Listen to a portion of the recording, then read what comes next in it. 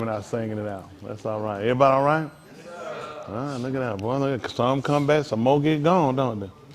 Boy, this thing's switching up bad out here. Yeah, you definitely got to take care of yourself, but this thing serious out here, all outdoors.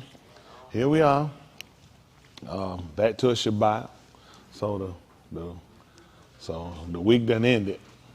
We call it come to a close now. Everybody been doing their thing. It's time to do Yahuwah thing now.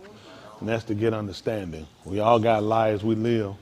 I mean, when I say outside of it, people say that.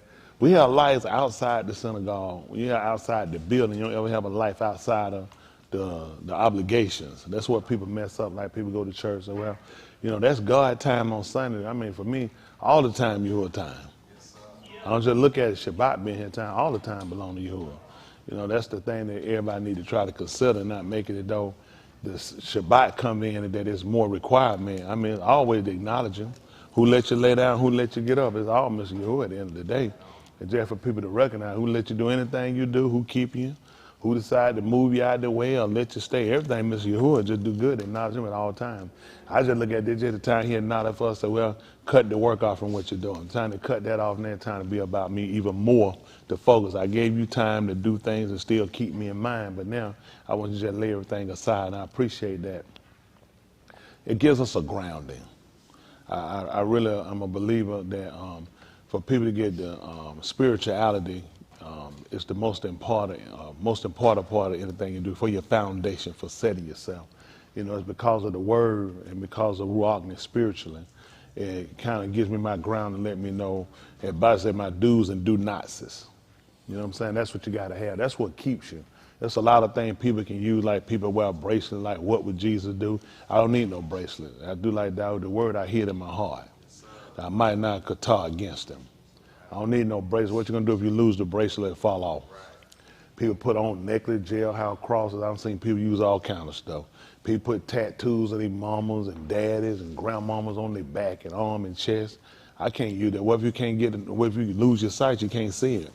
I appreciate this, what he's given me, and that's to keep it in our lives, in our minds, in our lives, and in our hearts. That's the most important thing you could do. Our young people, I can't stress again how important it is for you guys to get these fundamentals now while you're young, because as time go on, how much more time we got left is very limited. I don't see another. I just about can't hardly see another 10 years, but if it happened, the will of Yahuwah be done. It's just because of the direction the world going in. I don't know. I could tell you that Aunt Smith, they're a lot older than I am. I don't know. I mean, from where the world is, from where y'all grew up to now, how much longer if you had just a guess? Nobody knows. If you had a guess, how much longer they can go? About another 30 years, 50 years? I would like to see another 30, but Yeah. I'm talking about the world itself, though. I don't think so. I just be honest with y'all. I can't see it. From those of us that seen the world back from another place to where it's at now, I just be honest with you. I don't know what else they could do. I mean, this place is so far gone. It's like it ain't in no recovery state. It just even if the war in Ukraine would have stopped in Russia, it's imminent war with North Korea. North Korea been shooting out ballistic missiles. They're doing nuclear tests, and Japan and the United States and South Korea have vowed that there are going to be repercussions behind it. I don't know what repercussions you give a man that's shooting nuclear weapons. I mean, what you going to do to him? He's shooting nuclear weapons. What do you think that man ready to do? That's right. And I mean, we know it's going to hit. Hitting the United States, a lot of stuff these people say, it's all mouth. Hitting here is hard for a lot of people. A lot of people can't do the duration we got. You know how many countries will support America? There's not a lot of countries like China go to war. China don't have allied country that's just going to jump in with them. Nobody but dumb Russia. When you talk about United States, everybody's economy is here.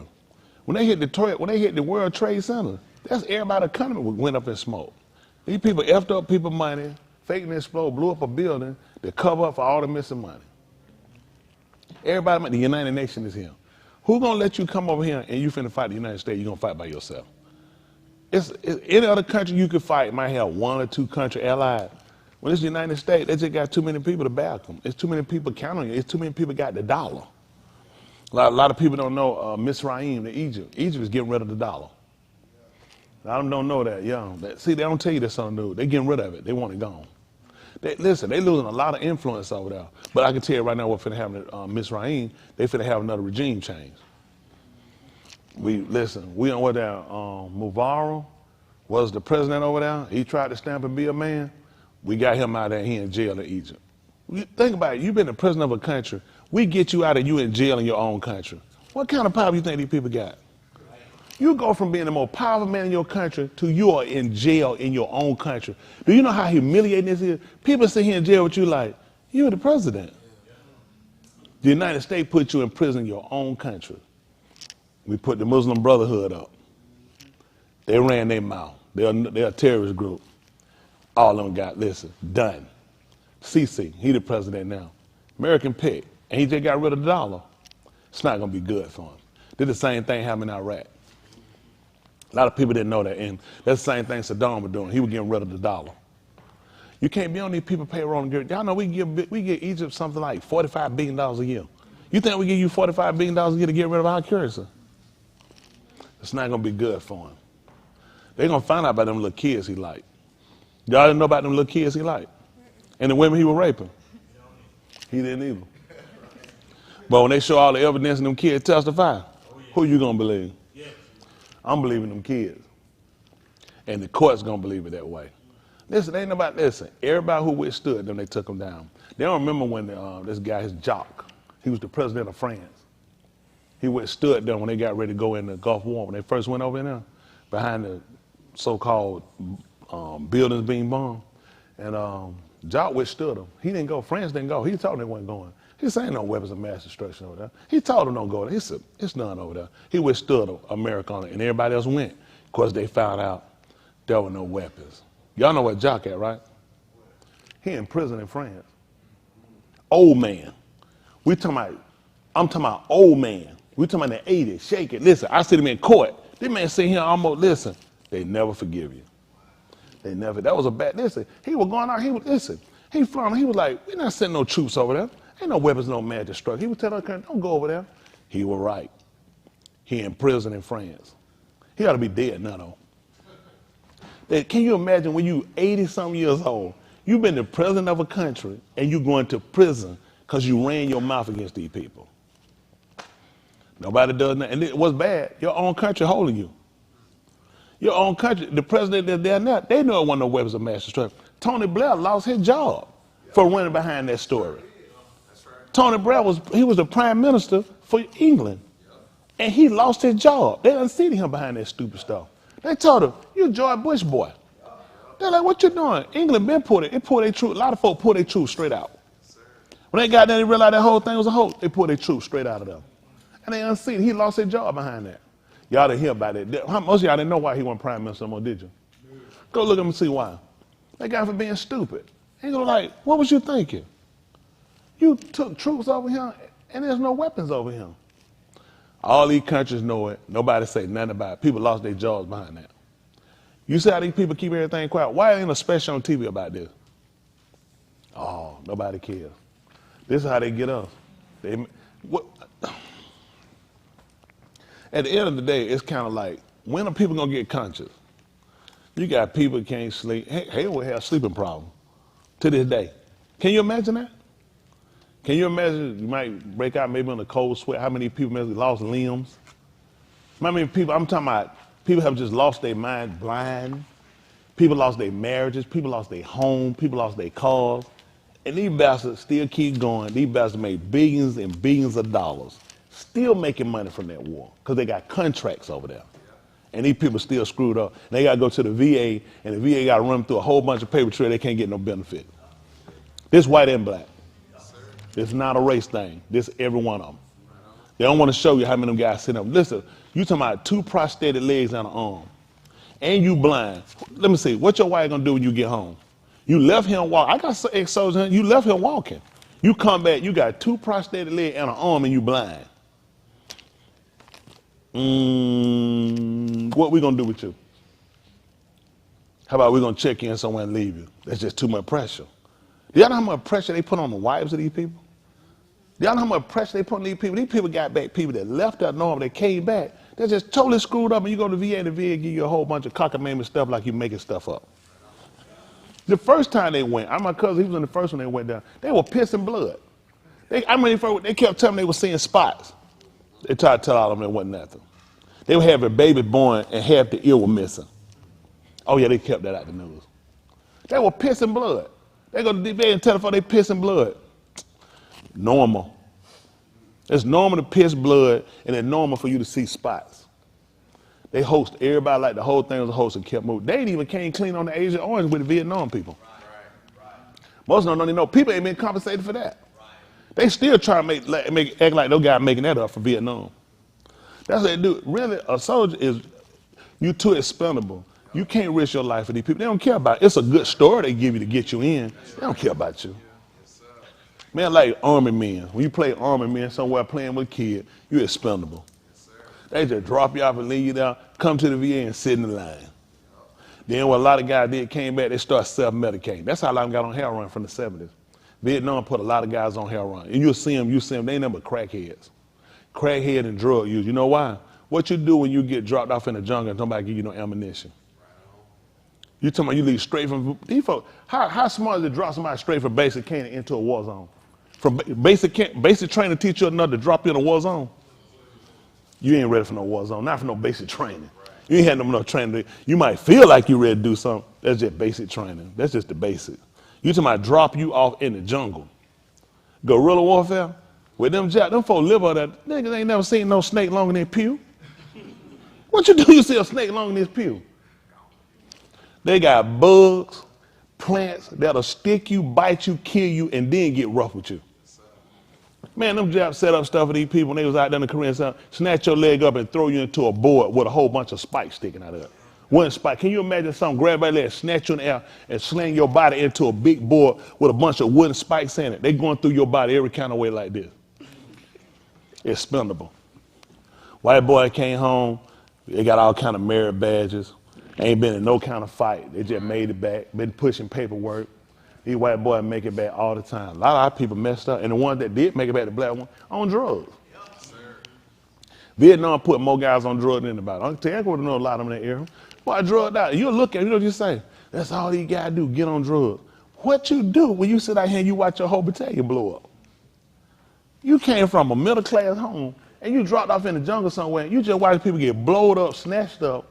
You watching all this stuff going, you out here sleeping in the woods. You talking about the jungle, everything making noise. It's nothing out here that can't kill you. Nothing. With Desert Storm, them guys had to worry about the heat killing them. The heat, roadside stuff blowing up, killing them, snipers. Well, that's a lot to worry about too. You gotta worry about them bad. And you're not beating them bastards with no shoulder 5 mil. You're not beating them. Them bastards can drop down anyway. They pray all the time. It's nothing to hit one knee. And they accurate. Cause them bastards hit one knee so fast on you, that thing know you blowed up. That's what they do to our people. These people that hate us don't look at us as a system that killing all of us. The service used to be a good place to go to. You can go there and get the GI Bill, get you some college money, get you some time in, get you some experience, learn how to get disciplined, learn how to keep yourself clean and get on out. Worst place to send them now. They make them feminine now. They put you in here to bear with homosexuals. They just mess your head up. Now everybody getting softer and weaker. You got in a real fight, you don't need no sis out there with you. You know, nigga out here with no pocketbook and no pink, no glowing red pink fingernails on. Woo, woo, in a pitch black dog. Sniper round coming. Scott! Everybody killed. Sister trying to throw a grenade. Wait, man. You done. You done. Sister done blowed up the whole battalion. Can't do no sis out there.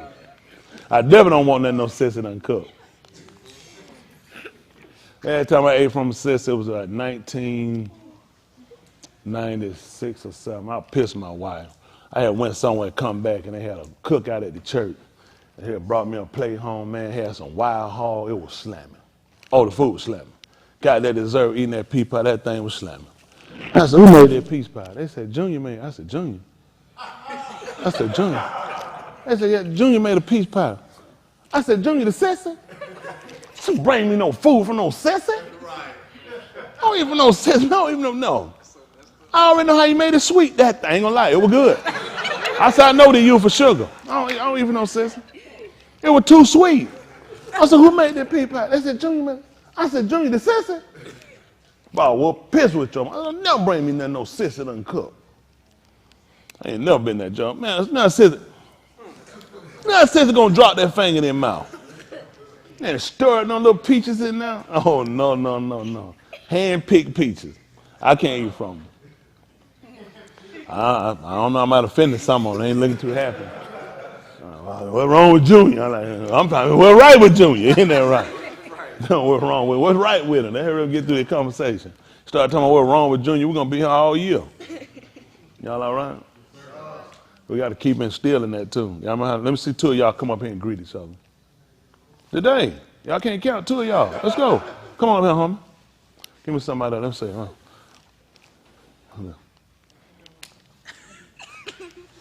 What you said? I said how do. How do? What you supposed to say? That ain't how you greet nobody. What you supposed to say, Joker? Shalom. Shalom? Yeah, no, we want positive energy. We know shalom too. What you supposed to say?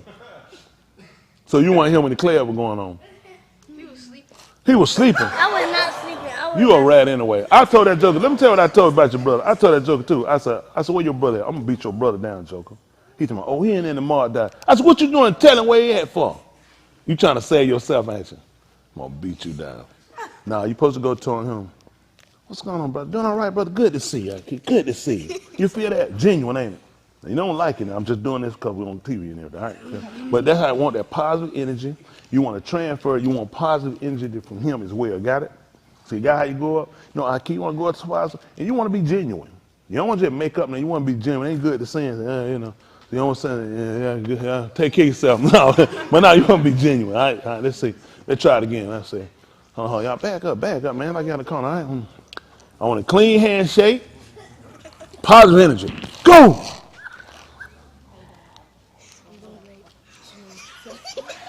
What you say? I'm doing great. Shalom. You're doing great, Shalom. What about him? How you doing? How I'm doing? How you doing? You were great him. Joseph, do you want to be in this class? Yes. Okay. What you about to say to him?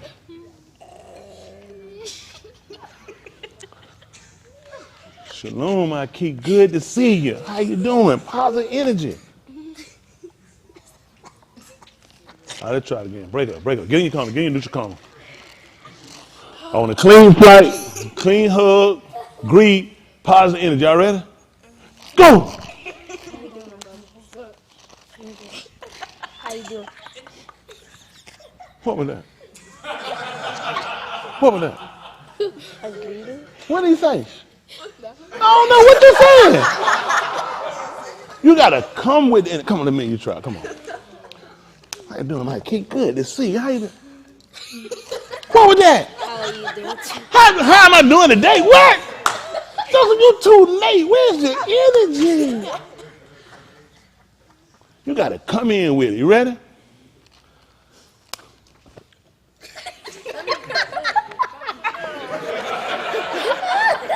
Why am I not hearing anything right now? Why am I not hearing anything? That's all I wonder. Why? Why? How are you doing? How I'm doing? It's too late.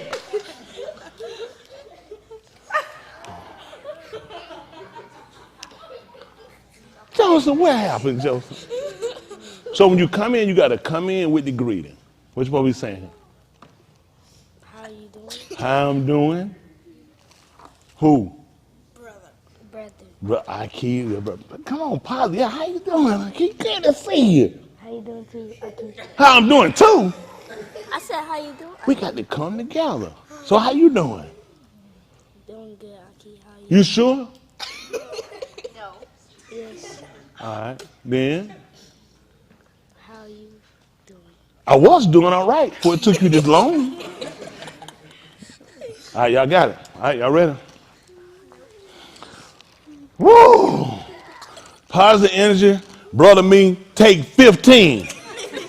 Go! I'm doing great. How are you feeling? Good. I'm gonna know better. You're gonna know better. Me watching. I'm watching. What you think? Good. What you think? What you think? He did good. That's because he said you did good first. No. You sure? All right, I'll take your word. Let me get two more. Come on. Two more. Positive energy, take two. Oh, who picked you? You're the biggest troublemaker I got. I light up the whole synagogue. I don't know what you're talking about. Come on, Brandon. Brandon, you done heard that before. I know I ain't got to go with you. You heard it before I even said it. You ready? Yes, sir. Y'all know how to do it. Positive energy. Positive energy. I key. Go! How you doing, my brother?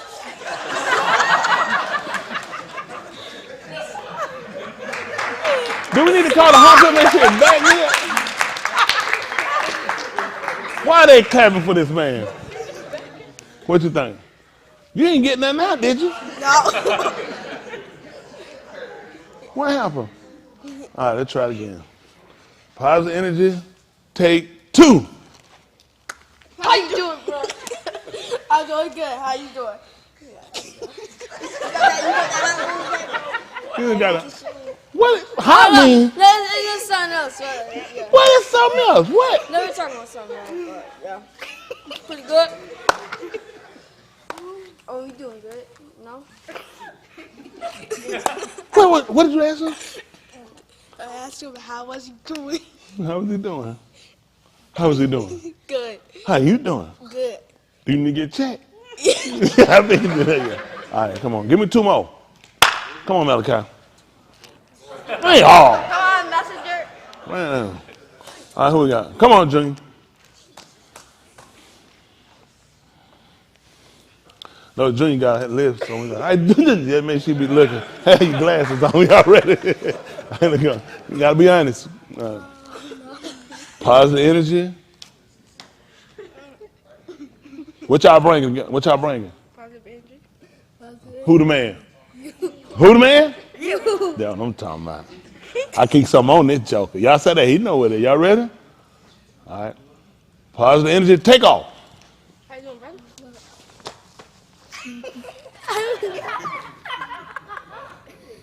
How you doing? What? Did he tell you he doing good? He check on you, you check on him. The feeling is mutual. He wants to know how you doing. So you want to know how you doing. Good. If he not doing good, listen, hang in there. Because sometimes now you're going to run across some people, it ain't going to be, it might hit him. Come on. Come on, give me some energy. How you doing, brother? Man, going through.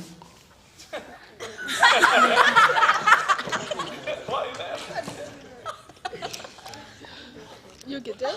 I get there. I'm not ready to commit suicide. I don't get unto that, man. Let positive energy, class. So you had to be ready, because sometimes some people that you greet now might not be doing well. So you might tell me that. So you might tell you ain't doing well. Come on, how you doing, brother? Doing all right? Doing good, sir? Some people gonna tell you they're not doing too well. You're that person not doing too well. Okay, we'll try it again. Come on, positive. I'm gonna show you positive energy. What's going on? Okay, good to see you, man. How you doing? Not really good. Man, go ahead and kill yourself. No.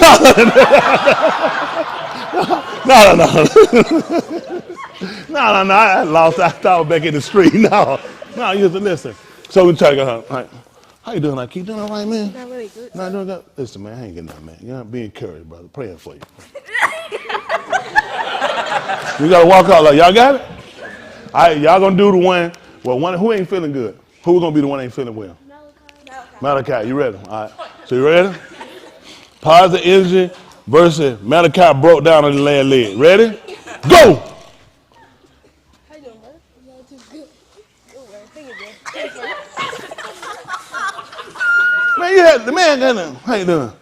Yeah. You like the man got scoliosis or something. What you like? Brace your brother, gotta know how to say, brother, So gotta learn two sides of the coin, because somebody might not be feeling well. So now we gotta learn how, with our positive energy, at least leave a brother with encouragement. Y'all got that? All right, he gonna be the one that ain't feeling good. You ready? You feeling damn good. You ready? So you gotta take the positive energy. You ready? Positive energy meet broke down Derek. Go!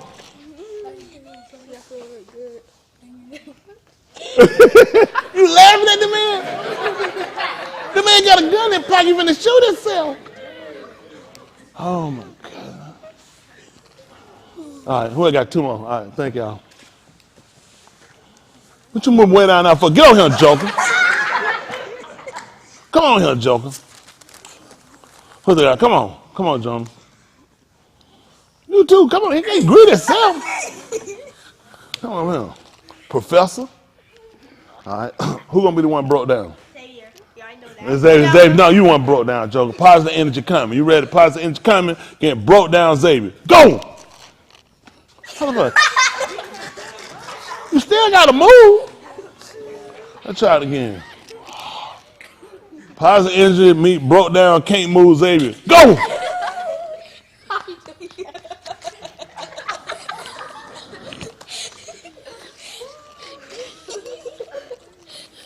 What are you doing?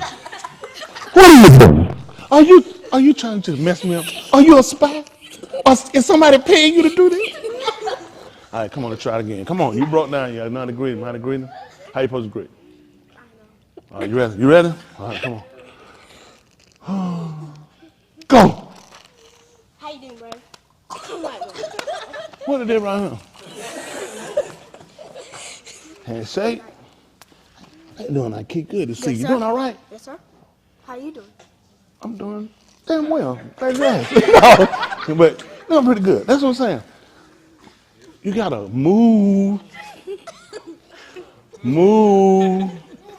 You done broke down one, remember? All right, so y'all ready? Let's wait till we get a COVID test before we do this one. Y'all ready? Well, how you doing, bro? You got your COVID test? You ready?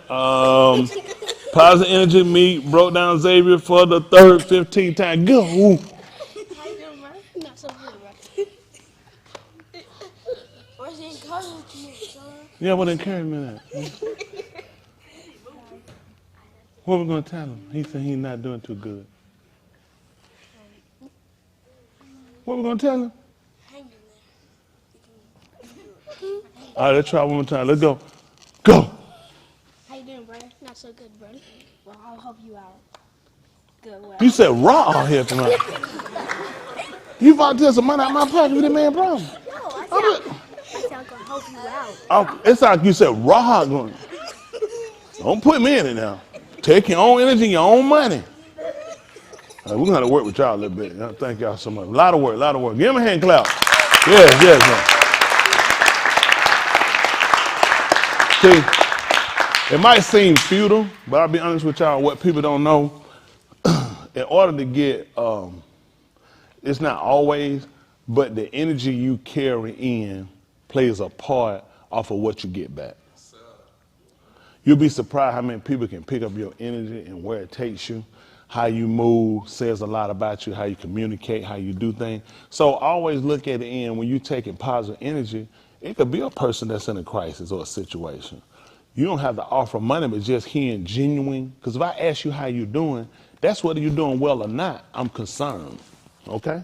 Y'all got that? So if you're not doing well, without having to tie yourself in a whole lot of people's stuff, let them know to hang in there. Be encouraged. Be genuine about it because you want somebody to do the same thing for you. I know we did as an exercise, but always remember when you go and ask somebody that, don't always look for somebody and say, I'm doing well. Y'all got it? These are little things we have to learn how to do in order to kind of keep ourselves connected, keep ourselves going. A lot of people live off to themselves in a sense.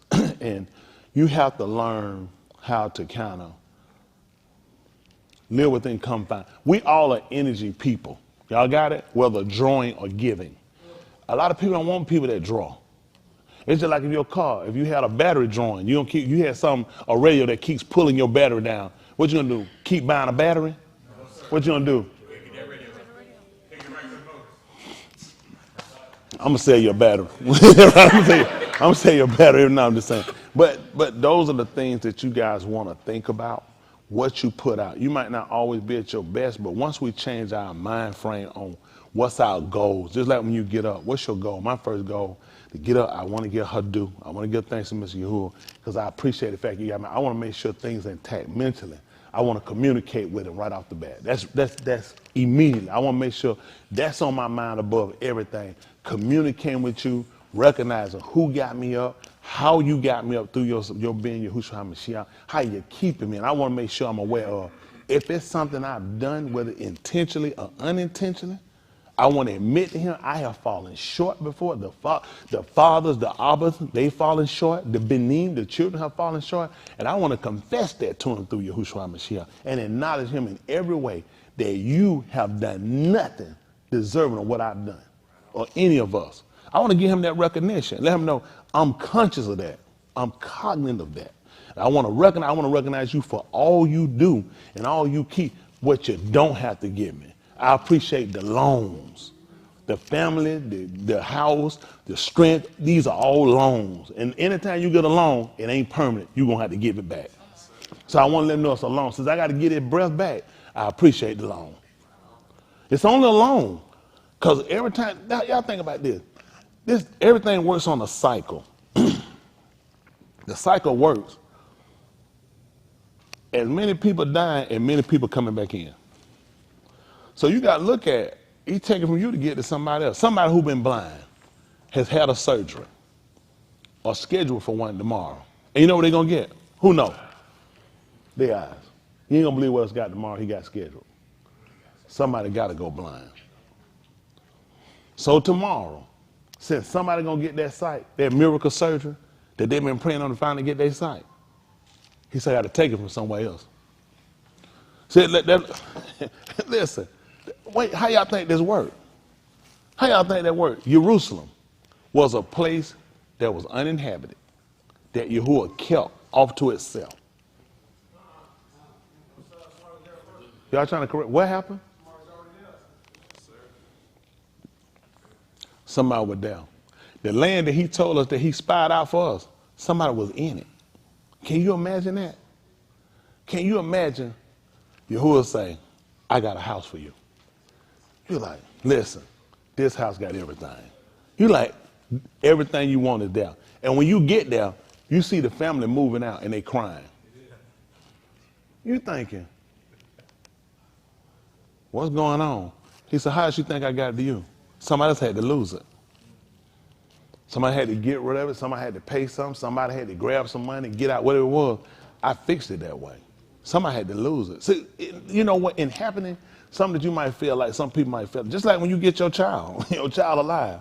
You know, somebody's child died after being born for a couple of days. But you know what, as cruel as that is, you wouldn't want to take your child life with you. So that child who's been living for 3 or 4 days before yours could come back with you. He said, that's how it worked. A baby was born, a baby died.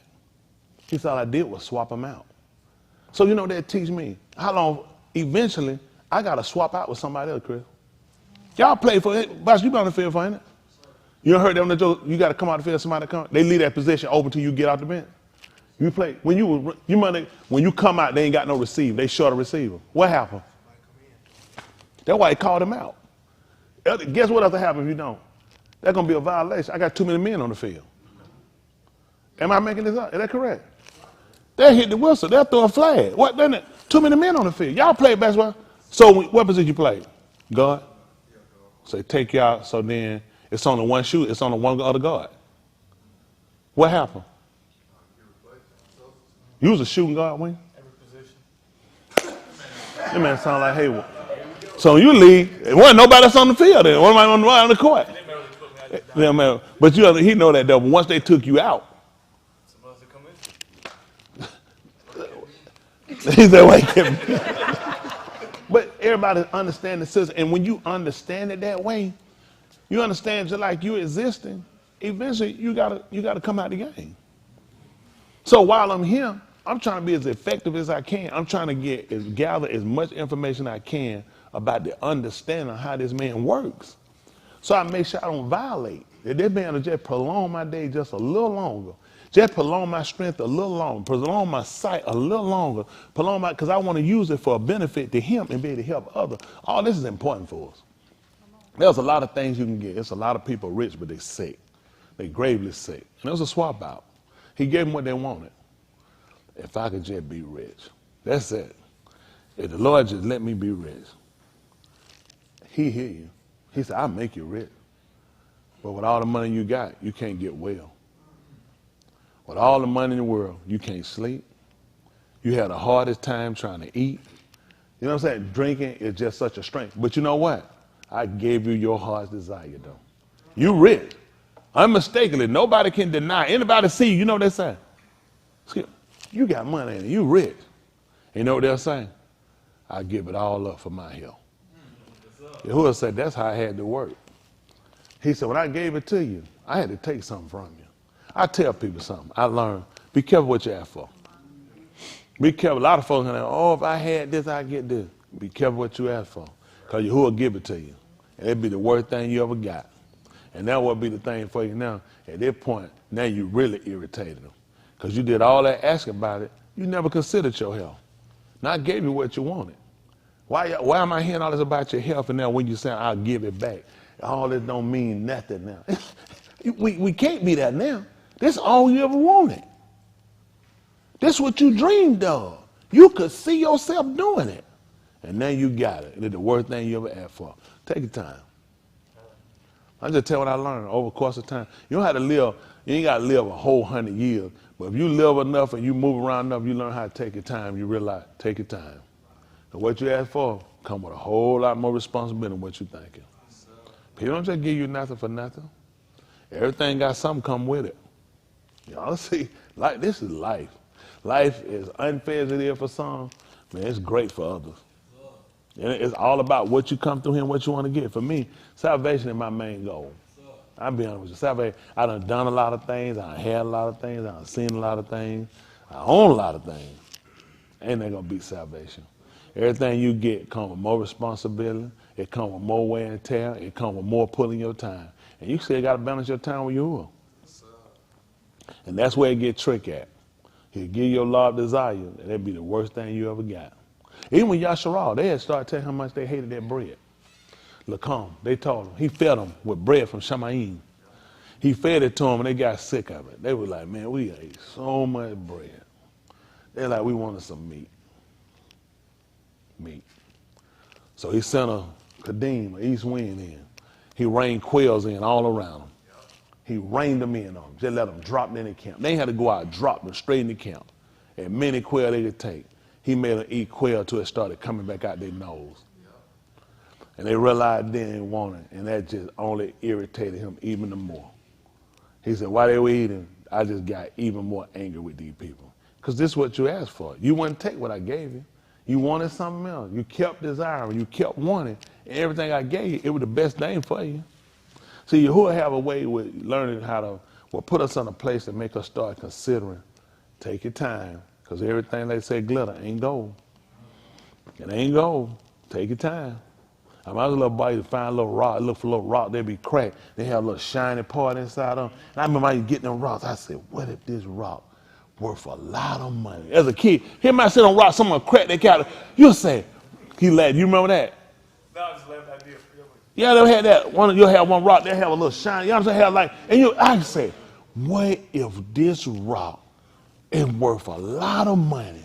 And I'll be rich. As a kid, everything you want, everything was rich. Rich.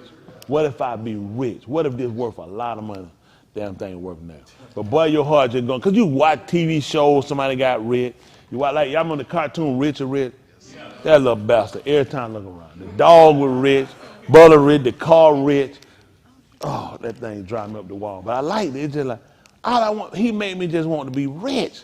Because it's like, they just constantly kept getting money, richy rich. And it just drove you out, and it make you appreciate what you had. And even with that, I try to tell people, watching television intelligently is so important. They took us out the bedroom. They took us out from the television when I was a kid. All our kids watch TV separate us. I knew how to check. I know they do. We would come along, everybody, only time that you watch TV, if it was cartoon. They wasn't sitting there watching no cartoon. Let you watch them cartoon, they doing whatever. They knew that TV and that cartoon had you locked. But it was a TV show, we watched them together. Wasn't no titty and no pickle popping up on that TV. We were looking at, we were watching Household Family. The guy brought up a show ain't right here. Bob Newhart. Me and him were talking about that. The Bob Newhart. I watched when Bob Newhart had a job. Then Bob Newhart went off and got the resort. Him and his wife. And had the guy Daryl. This is my brother Daryl and my other brother Daryl. I see Cal. You remember that? I watched Bob Newhart all the way through. The one when he worked at the job wasn't as good, but when it became, he had the resort. It was fun. It was a good one. That was funny. I thought about we were talking. I said, man, I forgot about that show. I said, man, I used to love that show, kid. But you watch stuff that had some type of principle about it. It was funny, but it was him and his wife. It was never them and their girlfriend, them shacking up like Martin, because it changed the dynamics of the family. People don't realize TV changed the dynamics of the family. It was one TV. I had one in the living room, mom and dad in their room, that's it. They tell you, don't be in my room right here. TV got to stop. Don't be in my room. That'd be it, man. That TV be out. They didn't play around, they didn't play that stuff. But look at it now. Every kid got their own TV. So everybody's getting taught something different. Everybody getting a different message. So then we put the family together. You pull everybody and put them together. Everybody dysfunctional. People don't even talk to each other. They don't talk. The telephone took away communication, just people talking. People texting. I had to do it. Some of the people talking, I saw it just pulled our attention away from just even regular communicating. By the time you got a call, it just pulled us away. Before, it was a phone call. It had to be in your house. You had to go to a phone, but no one never let them hold you like that. All time I was on the phone at nighttime talking to a girl, telling them lies. Laying on that floor, telling them lies, like I could be up that time of night. This was a lie. I supposed to be in the bed, but I act like I could be up. But I hear them coming, I hear that thing go eat. I put it down there and run my tiptoe, the hardwood to talk. I learned how to run in my room, they never know it. Because you run flat for that thing, it's a boom, boom, boom, they know you was up. But I had to know how to do it. Don't ask me about it. I was just good. You get beat a couple of times, you realize you can't do that no more. But you know, all the things you look at, how the family structure was, we lost it. Sitting down and eating together. How many families in here sit down and eat together still? I can see that. Who else? Anybody else? It's typically just not there anymore. I mean, we lost that. Food on the table. Everybody go watch, come and eat. We did. Everybody just take their food. They go. Most of the time you eating, you on the phone, I'm talking, I'm busy, I'm doing something. Everybody going.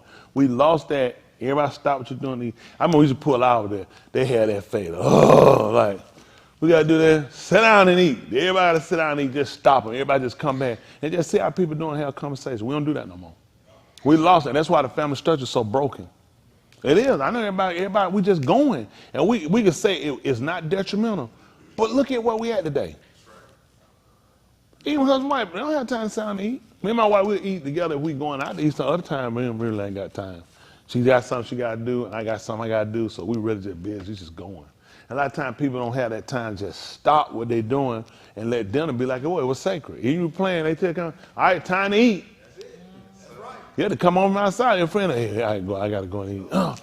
You want to hurry up and eat it, go back out. They broke you from stuff. It just broke you. That was time you sit down, stop what you're doing. Now, like me, I'm usually eating, talking, and on the phone at the same time. So I'm just gobbling food to get it down and about damn near choke yourself out. So it's like stuff we have to just come back and look at. When you look at the direction of where we are today, at some point you got to go back and start retracing your steps. Look at, how did we get here? I'm still thrown on going to school and somebody trying to teach me about being homosexual. Somebody trying to teach me about opening to my feelings. And if that's the way you are, you have a right. You're like, what are we doing here? I need to be trying to catch them on this reading thing or something. Well, we don't even have no where I'm at, because that definitely ain't where I'm at. But you just the whole narrative of where we at today and how this stuff is so acceptable, and how if you say something against it, everybody against you, you can get fired. Like, how we get here? How we get here? You are a faggot. You are gay. Like, what are you doing? It's wrong. And yeah, this is the society we in. It's just sad. It's really scary. But between them and the Jewish people, I mean, we done. You can't say that about the white Jewish people, and you can't say that about homosexuality. That's it. You can't talk to a girl more than 2 times, because she going to be me too. I mean, a lot of these guys ain't got no trouble to go gay. It's either go gay or get a criminal charge. She told you no one time, you came back. Okay, you don't know me yet. Now she a part of the Me Too movement. Women, you finna have hundreds of thousands of white women with poster and Gloria Van Session, the lawyer, the white learned. She get every woman case. I don't know why she on the go for nobody else. Gloria, what's her name? Gloria Van Session, the white woman, the white attorney. She always defending the women when they claim they raped, like the one for Trump. I think for Trump, she claimed she was attempted to be raped or something. Like he was gonna rape her, but he ain't rape her. So the attempted rape just as bad as the rape now. Man, listen, women, the stuff y'all get to pull out. I get that why some of these guys been trying to be homosexual. They trying to get some of your rights back. I might go join one of these women athletic groups and tell them, yeah, I ain't sure what I am. Just walking in there, just dominate them, just knock them out. And they're going out boxing, they're going out and kicking her stomach. Say, what I lose, 2 points? And I said, that's that dirty nigga you to be in me. I'm fighting it though to get out of me. And I said, give him just drag them. That'll teach them a lesson. Don't let these faggots walk right in here and just monopolize. They want to just run through them. But see, now the women right folk fighting, I'm glad. This and the women is y'all fault about these sisters in these sports. Because y'all the one done pacified these sisters, play with these sisters, let them paint their nails with your stuff, use your lipstick and your rouge. Now these your sisters done come here and took your sport. What they think? You want your man? What they thought they gonna do with their sports? Sisters not stable. They're not stable. So I don't know what these folks looking for. You know, I was thinking about how these people, they run us down and how we should stand up for the flag. And you know what we're going to do? No, you stand up. It don't make a difference. It don't make no difference. Let me tell you what you do so people can see for themselves. I will not tell you I don't stand for the flag. I will not tell you I don't stand for, what's the other song they got? Don't worry about it. Just go ahead and stand up. Don't worry about it. It doesn't make a difference. Our people so far gifted. All you're going to do is turn the odds against you. They're going to use it to demonize you. You stamp and you use it against them. So now I stood for it. What rights do I have? Come on. So holler, if y'all will stand, so I'm standing. Now what's your excuse? What's your excuse for your discrimination against me? Right. What's your excuse why you standing pledge? What's your excuse for not treating me right? I'm standing. Because they want to use everything. Then now we saying we're standing because we stopped standing because when we were standing, you weren't doing that for us. So we stand up as a sign of we feel you're not genuine. It's not fair. It's not equality for us. Stand. Just so you can show. So what's your excuse when you get through? So I'm standing. What's going to be different? They made it all about football. Won't they stand? Won't they stand? We stand, we don't stand. You hate the country, you hate white folk, you're a terrorist. Every lie they come up with. So you stand. What am I now? I'm still getting shot. I'm still getting gunned down. What changed? See, take the power out of their mouth to come back and say what you ain't doing. Because I'm telling you what you ain't doing. I've been doing this and nothing happened. I sat down, you make an excuse. I stand back up, and you still ain't doing no better. Nothing changes with these people. I am so tired of trying to get my people to think. It's not hard. You don't have to shoot a bullet at white people to hurt them. You don't have to go mob and kill them. All you have to do is stand on genuine principles. I can't find those people. I can't find them. They don't exist. I am so frustrated. It's like, what does it take? Let's just go ahead and stand. Stand, go ahead and do it. What is it going to do? Just show you, what are you accomplishing with these people? Nothing's going to change. No. You just take the power of their mouth. Say, well, I stood up and I played. What am I now? Right. Am I going to have equal rights? Ask them, when you get, what? Now can I be treated fair? No answer. They don't have no answer. Just like we don't have one. People of color don't feel like they deserve anything. They don't feel like that's how you live, that's how you serve. You don't feel like you deserve it. I know salvation is very, it's not practical, not based on white principles. It's not practical. There's nobody in the Christian church that can honestly, truly, 1,000% say they can believe they can be saved. They don't believe it. They can't. I show them the pages in their book. Look at your character. You look at that white man who looks like those white men who took you and beat you and raped you. Everything that's telling you about white principles, none of this connects to you. None of the whole scenario, the whole run of it, everybody shows, nobody looks like you. They look like the people that oppress you. You've never had a fair deal by the hands of these people. You know salvation is not practical. It's not practical. It takes a person like me to be on the scene to bring it some practicality to it. Break it down to its most simplest form so you can understand it. A lot of stuff people, they can tell a lie. They didn't understand it. It's impossible. I taught Christianity for years. I know they don't understand it. Listen, I can remember, I know what side of the page stuff fell on. It's not practical. You really didn't understand what you were doing. You didn't understand. They couldn't break it down to a science to just show you how it made sense. Unless you can actually look at our language, how it's constructed, and look at how he spoke to them. He spoke to them in a way till it made sense. Nothing they told you made sense. Nothing. Nothing. They could not explain Father, Son, Holy Ghost. They could not explain it. They told you God the Father, God the Son, Holy Ghost, and that was it. They left with 3 individual distinct people. They told you things that they did not understand and say, tell you to pray, don't question God. Because everybody got their teaching from their slave master. When I look at things, I try to be practical about it. How do I see it? Because if I can't see it, it don't make sense. If it don't make sense, how is it going to save me? See, the God I serve, it don't have to make sense to me, baby. You just got to love him. Old, foolish, wise talk. Makes no sense that I don't have to understand it. I just got to love him. I don't even know who you are. I never seen a rock before. Everything I'm understanding you through is through a physical form that you gave me. The sun. A physical man. I can't see a ruach. How do I come up with this love for God when I don't know how a spirit? What color is a spirit? All right, how big is a spirit? How short is a spirit? Wow. Great answers. I just know I love them. See, we just accepted something, and that's why we're in such a disarray.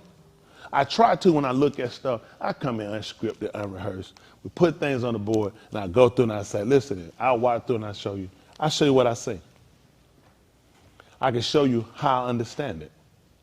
It's got to be practical. Everything he got, you know, people, they were so busy. You know, they would tell me, he's a mysterious God. That's it. So that is just by anything. Everything just, because you don't believe how it worked. Never heard it before. Y'all heard it too. I was the only person told that. They told that to somebody else too. Do y'all understand what mysterious is? Goes into mystery. Something that's not, listen, that's something unsolved, unknown, a mystery. Does this make sense that I love a mystery? I don't even know what it is. It's a mystery. Can we look up these words so people just look at, it's not practical what you've been told. It's not practical what you believe. All that has to be torn down and constructed to where it makes sense. There are attributes to this man and to the Ruach. How would Adam knew he was coming? I heard your call. I can hear your sound. It's when the hair stand up on your, y'all do like this. Everybody do that. When the hair stand up on your arm, God in the room. No worry. Just foolish. They just foolish. I know because the hair stand on the back of my neck. Just stop it. Just stop. You got more hair on your behind you got on the back of your neck. Just stop it. People just told us stuff because it made sense to get us out of the way. Then they gave you songs that made no actual sense if you think about it, and they just made a fool out of it. They made a fool out of it. They gave us some things logical, but a lot of stuff they gave us wasn't logical. So when people got into real situations, they crashed. They crashed because your lives come to an end. Just like the religion. Oh, listen, from India. When I tell you, this man is washing these people out. Why are you praying to this God? This man is flooding you out here. You either need to exchange what you're doing or reconcile something. Why? If I'm praying to Yahuwah, this man is studying, flooding me out. It is only for a cause. Either he is not the one or I need to reconcile something. Stupid people keep going the same way. And they look at the man punishing you. Keep punishing. My Elohim let me know that, though. My Elohim lets me know that. That I am trying to get your attention. These stupid people will continue the same way. Makes absolutely no sense whatsoever. Make no sense. These people got me playing to a rat. A lot of things questionable. I'll go to heaven with 70 women and do what? You can do that here. You need to go to heaven to go get 70 women. Get you a real good paying job and don't never cash your check until you get enough to pay 70 women. You ain't got to go blow nobody up. Some stuff, why you want me to blow up? Some stuff, I just want to know that. Once I see the first nigga blow up, all them pieces, say, where that man pickle at? Because that's going to be tight when he get up there. That thing blow up and say your pickle done went way off somewhere. Now you sit up here in heaven, you put back together, no pickle. These 70 women hot, ready, sweating, waiting on you. You ain't got no pickle. Because your God forgot to put the pickle back on. And this is a big deal now. Isn't that right? This is a big deal now. It's a big deal. Because you ain't got your pickle. It's just the stuff people ask you. Some stuff you supposed to stop saying, I need to ask a question. Let me get this straight. I'm going to go strap on these bones. I'm going to go here. This is what don't make sense to me. How many of y'all people here love Yahuwah? Want to be with him? What if I told y'all one sure way you can go and be with him right now? How many of y'all be in? I'm talking about for sure one way. That I believe is sure one way. Listen, without a doubt. Everybody strap on something and blow yourself up. This is the problem I got with it. I'm using this as a scenario. This is not true. Why, if I actually believe that, why would I still be him? Why am I scuffling, resisting, obeying, when all I got to do is strap something up and blow somebody up and I'm gone? I'm straight in him with 70 women. Why wouldn't the preacher have done this and been gone yet? Why wouldn't the other folk done? Why is everybody sitting in service and those guys ain't all strapped up with jackets on, strapped up with stuff and walking out there just blowing up folk? Because they know they don't believe it. They know it's not practical. They know they isolate. What they do themselves, they lie to themselves. I'm just going to focus on this part. I don't want no God. I got to focus on the one part, ignore the other.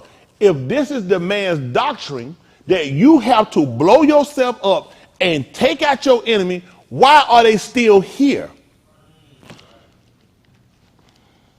People don't even believe it. They don't even believe it. That doesn't make sense. No.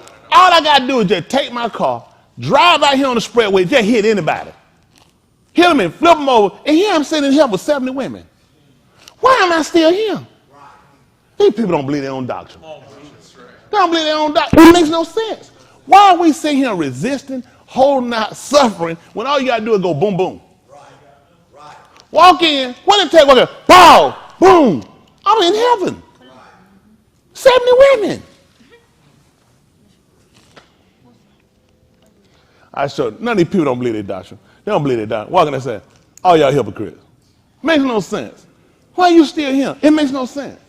This is the easiest way to go according to their teaching. Why are they still here? Because they don't believe their own teaching. They've accepted certain parts. Listen, all the Muslims don't even agree with Muhammad sleeping with kids. They don't even believe, all of them don't even believe it.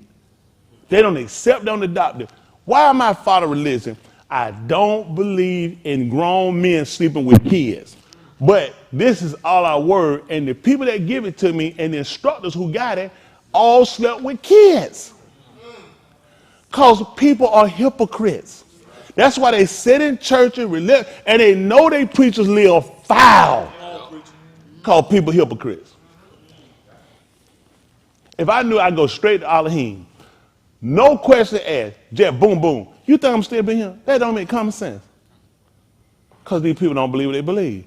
These people give you stuff to pacify people. There is a spiritual part of man. Man is digging and trying to find his foundations or where he needs to be. Some things are just not practical. And these people don't care about what's practical. People worry about what's comfortable and where they fit. And that's why people in so much damage and turmoil. The people that lead their place, these folks have no groundings. There is no way you can do what you're doing to people. And you have any caring for anything. Yet these people sit in some religious organization. Look at the major people at the Catholic Church. Catholic Church responsible for destroying every South American island. Soon as they beat you, listen, y'all gonna get a private school, Catholic. Oh, listen, every one of them. Africa, Jamaica, every one of them. You're getting a Catholic school. Your kids will be going there for the school year, coming home for the summer. They all will be molested. And they're going to be taught about Jesus. What else you think I'm going to teach you? I'm going to have to teach you don't hate. Don't hate your enemy. Pray for me. Pray for me and don't hate your enemy. What you think I'm finna be doing to you? I'm finna be your enemy. The stuff I'm gonna do gonna make her hate me. What's your teaching, sweetie? Not to hate your enemy and love them that do evil to you. That's gonna give me all I need to touch her, molest her, steal from her, beat her, and whoop her. And what's she gonna be doing? Running, hoping I die, pick up something, try to kill me? She'll be praying. She will be praying for the Pope. She'll be praying for the Cardinal. She'll be praying for the Archbishop. Christianity is how they dominate us and they made us so passive today. They always do it. They ain't got an island. Listen, Canada, they went through the Indians. Y'all know they just making payment to the Indians now. The Indians went after them from Canada. Oh, listen, Catholic Church, how many of y'all know about this? Please look this up. Listen, they killed them and buried them. Listen, molested them, killed them, and buried them. They found the body. They coming out of them. You know about Uncle Ted? Tell me, I ain't making this up. What happened? Who did this? The black people? Who? Catholic Church. Y'all know they finna pay them. They had to come out and make record. Oh, listen, these bastards, man, listen, the Catholic Church. Let me see. Catholic Church is the mother harlot of all the churches. If you are a Christian, you fall. This how the runner. This how dumb they are. Oh, I ain't Catholic. What you? I'm holiness. Stupid me. I thought you were Catholic. Catholicism. Listen, it can be Jehovah's Witness. All of them dumb. Every one of them dumb. Church dumb. Because they all keep thinking they don't connect to the Catholic Church. They all have a cross. They all put up that table up there. They all fall under the diocese. This is the only thing I'm do. They broke off, but I keep your same principles. That's what the Protestant church did.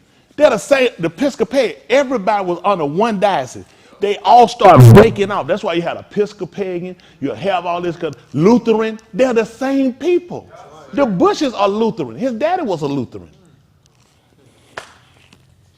His daddy was a murderer. His granddaddy was a murderer. Prescott Bush. He was friend with Adolf Hitler. These folks have been murdered. Listen, they all are prominent members of churches. Oh my goodness. What are these people doing? They use religion. It's the most dangerous instrument you can ever put out here because they know what, I don't care what group it is, they all fall under some type of religious organization. You ain't gonna believe it. Let me see. What's up, folks? How you spell folks? How you spell it? F-O-L-K? Followers of Lord King Satan?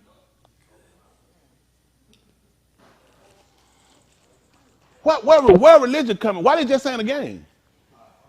Because they all follow some type of religious satire. Every one of these groups follow it. Listen, in MS-13, every one of them, notice, everybody falls up under some type of religious structure. That's why you have to watch. Religion is dangerous. Religion is the most dangerous thing you get out here.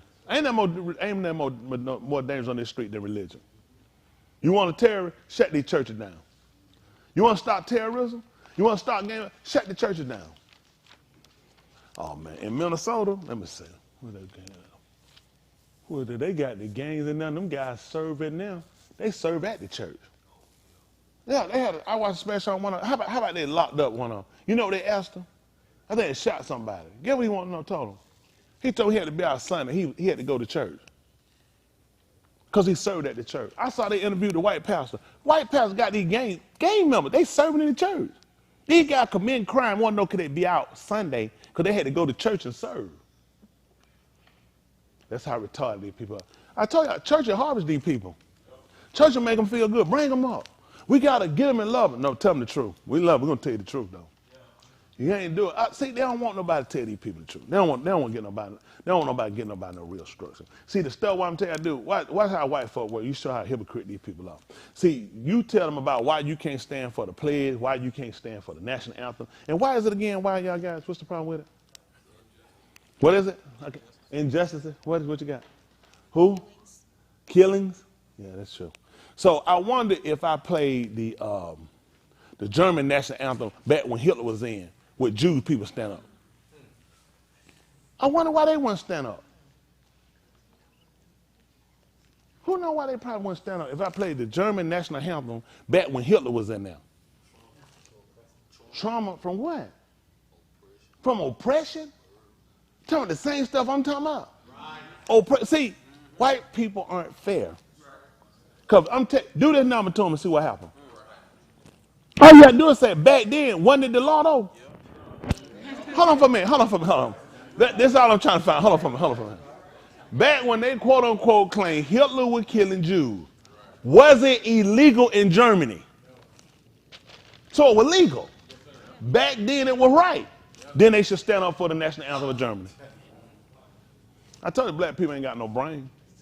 Because they can't think. They don't talk to me. White people don't talk to me because I tell them don't make no sense. I would tell you the same thing. They're not going to stand for no oppression song that come from England when they were there and they was oppressed. They left. They broke away from the government. Anything that's going to remind them of them being whipped, beat, or any injustice, they're not going to do it. You know what? This is why I crack a hypocrite. Tell them to stand up for the Confederate flag, the ones in the North. Back then, back then the Confederate flag wasn't legal. Back then the Confederate wasn't legal. What's the problem with white people? Because white people like we fought against them and we died behind them. A lot of people died behind the killing of the Confederate.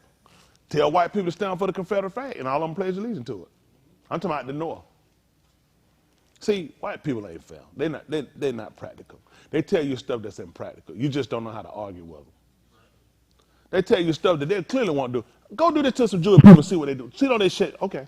See what you get shut down. See if they just ignore it. You know they're going to tell you how many people died under that. I feel the same way when that flag sent up. This and that flag like that is the same thing. I'm with you, brother. All I've been trying to do is get you to feel my pain. That's all they try to do. They trying to make a fool out of you because think about it. None of the things they ask you to do affects them. That flag don't hurt them in no way whatsoever. It hurt you. Because what was your status when they made the flag? What was your status before the flag? What's been your status after the flag? Case closed. Ain't that right? All we need to do is change the dynamics of how you do stuff. I'll be the first one to stand up. I'll make every nigga around here. I'll make a nigga in a wheelchair stand up. Even if he fall, he'll stand for a fraction of a second. Stand up there. I can tell you too, you'll shake, you'll be all right. Shake, rattle, and roll. It's just, all you asking people, all you telling people, let's be fair and let's be practical. White people not practical. That's all I want y'all to consider. But I got to move on and talk long enough. Service start at 8 o'clock, so I try to get through and get out of here. Y'all all right? All right, we're going to get ready to let sign the Kato Sarah, and we're going to try to move forward. Go ahead.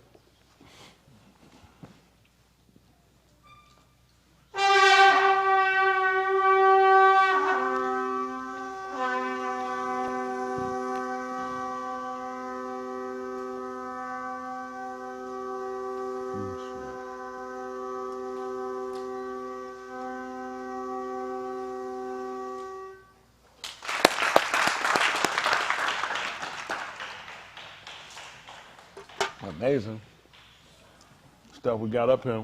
We didn't finish kind of talking about, and I just picked that up. But can we look at it and see how I understand it? How about that? Let's get all the mystery. Let's look at the first word, mystery. We already got it up now, so we know what a mystery is.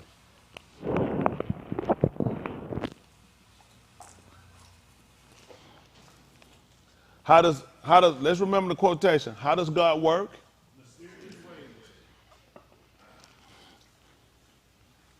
See, that's why I tell you, stuff people don't even think. The power of just knowing what something means. Mystery. Something that is or wow. That's why I don't serve God. I serve Yahuwah. It's not practical. Then they told you it makes sense.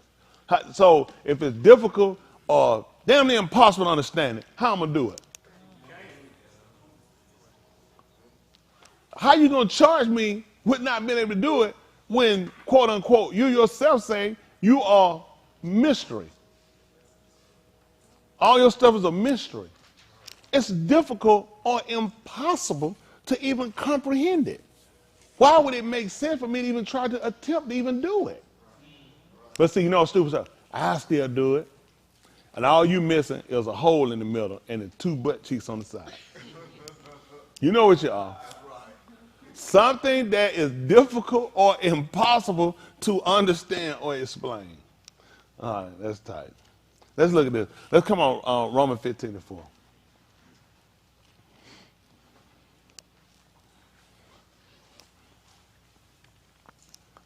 All right, listen.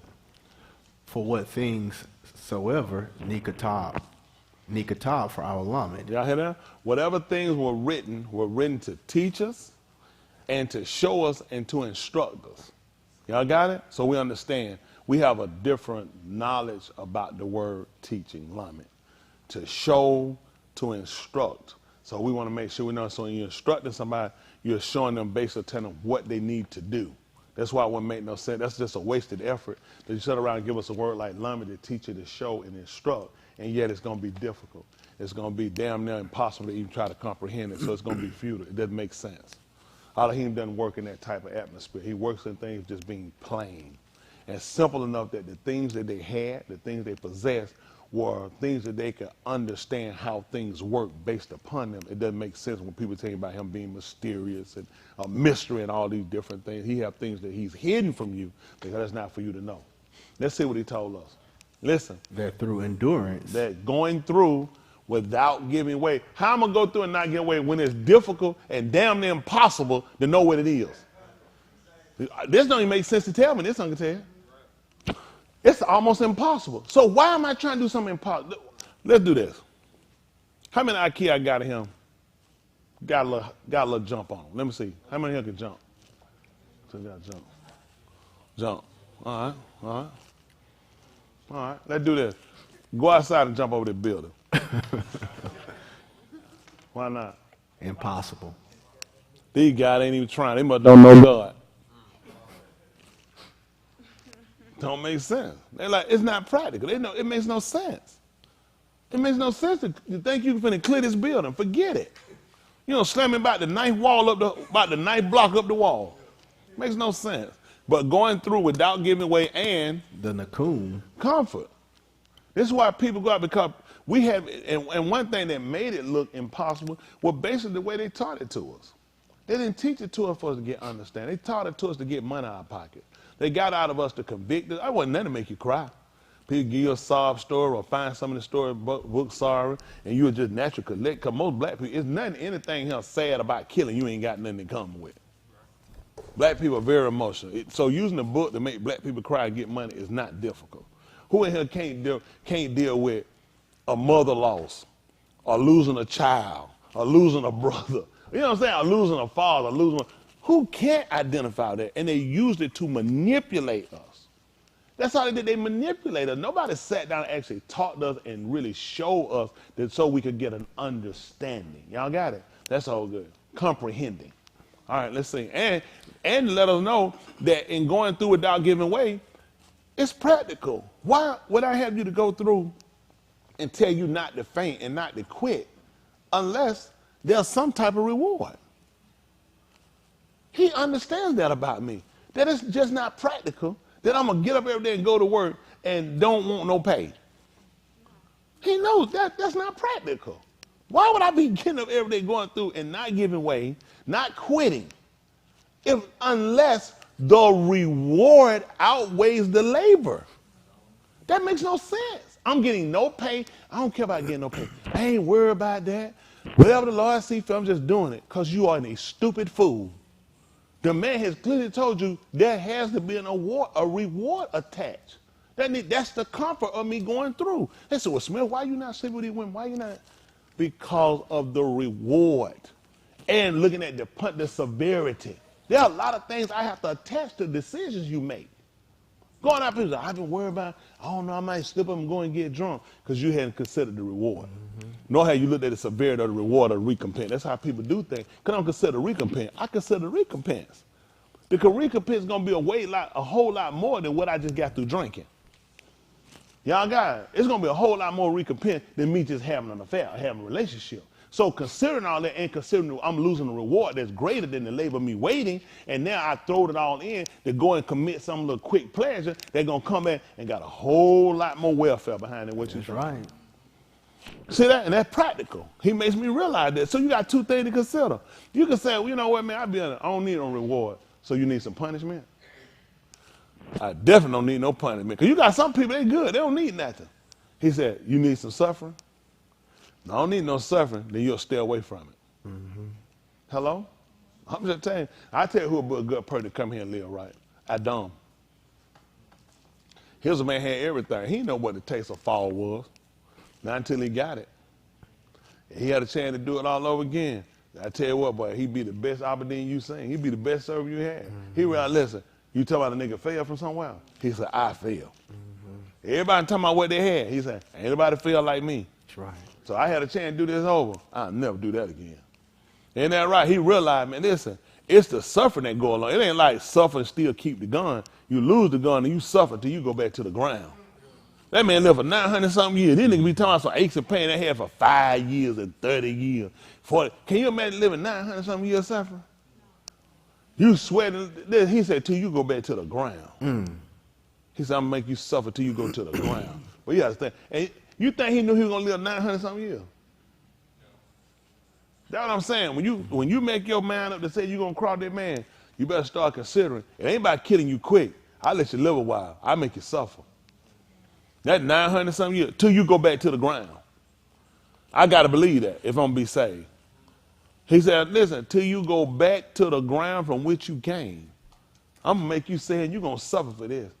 You're going to get stuck. It's going to get hot. It's going to get tight. Listen, ain't nothing going to work for you. Listen, when stuff like it ought to be coming up for you, didn't work out. And every time that stuff worked, you know he had to come and consider, it is Yahuwah. He had to say, just like Ali did, didn't it? It's Yahuwah. That man said, then it keep you 900-something years, but your day long. I'm telling you, you've been living, what, 7, 8 years? That's a long time, ain't it? Could you imagine throwing about 800, about 20 more years or so on that? And then you talking about all of it be suffering, all of it sweating, all of it getting stuck. Nothing work out for you. Ain't nothing but Yahuwah can do that for you. I'm just telling you, I do it, consider. Come on. And my comfort had to be, where is it at? Other Ketubim. Other writings. We might have Tikva. That's what I'm looking at. I got an expected wait. That's why I'm here. I ain't sitting around for nothing. I ain't resisting for nothing. I'm looking at the reward. That's right. I'm looking at the reward. I'm looking at the suffering. Don't let anybody make no fool out of you. I got both of them on the table. He told me, just like he told him to choose that Yom. He said, I set before you life and death. Baraka and Rosh. I put them with a cursor. All off. I put them, listen. He said, choose. Then he told me, you choose which one you want. So I'm going to make you suffer. It's going to be a curse on you. I'll give you long days, son. I'll give you help if you stay with it. That's what I'm holding on and waiting on. I've seen people run a long time with a lot of strength. I've seen them come down. So I done seen folk been up. I've seen them come down. I'm afraid of this man. That man let you get your hopes up. That man let you hit a pinnacle and bring you straight back down. And you'll never recover. I've seen it. I'm telling you, I've seen it. That's why I'm here. All right, let's look at this again. Ukanan 5 and 39. Since I pulled it Wednesday, I don't know why he had me to read it, but it was very interesting. Ukanan, they called John 5 and 39. Listen. Search the Ketubim. Search the writings for. You think in them to have Kai alone. See that? He said, you think that you have life everlasting? And the same are they that give testimony of me. And that's what he told them. And you will not come to me that you may have Kai. That's tight. That's what he looked at. See, all these things he was trying to show us how we've looked at the writings. We didn't look at it with a Talmud understanding, which is complete understanding. That it's complete, perfect, with a real ending to it. And I appreciate the fact that he allows us to sit down and look at these writings. Now, we taught Barashit is what we looked at. Barashit, what was it, 41, 23, 22? What we left out, 40, 40?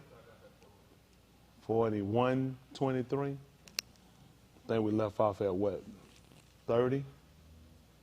40, what was it? 41 or 23 we started. We just going down 30. Let's see. That what we started at? 7:30. No, we go back 30. We'll go to 30. 41, 30. I got 23 up here. Listen. Verse 30 be fine. Come on. But Come on. there shall come 7 shanim of famine after these, and they shall forget the plenty that shall be in all Mizraim, and the famine shall consume the Arats. See that? They're going to overtake the land. Listen. And the plenty shall not be known in the Arats by reason of the famine that shall be after this, for it shall be very grievous. Listen.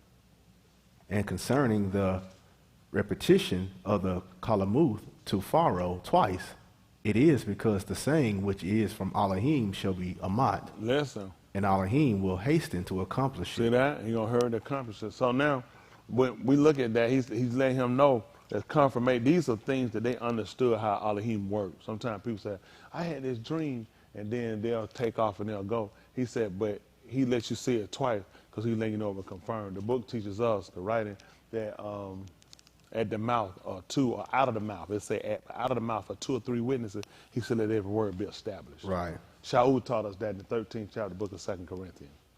He said at the mouth is how they write it, but it's out of the mouth. Or 2 or 3 witnesses, let every word be established. So that's what he's telling him. He said that's why you saw it twice. He said because the thing was true, it was a mot. And Elohim is going to hurry and do it. So he wanted to make sure he understood that. See, a lot of times people ran from one column. That's why he told him, he said that's why he made it twice. Right. And not only that, he gave him somebody that could come and give him an understanding. Because it made no sense that he would have understood this on his own. Elohim knew this would be a mystery. It would be damn near impossible for him to understand it. That was the purpose of why he gave him somebody that could learn it, could teach him, could show him, could instruct him. It's supposed to be that way for somebody that don't follow the pattern. It don't make sense that I'll give you Ra'ah after my own Ro'im, pastors after my own law, which is going to feed you with knowledge and understanding when you can get it yourself.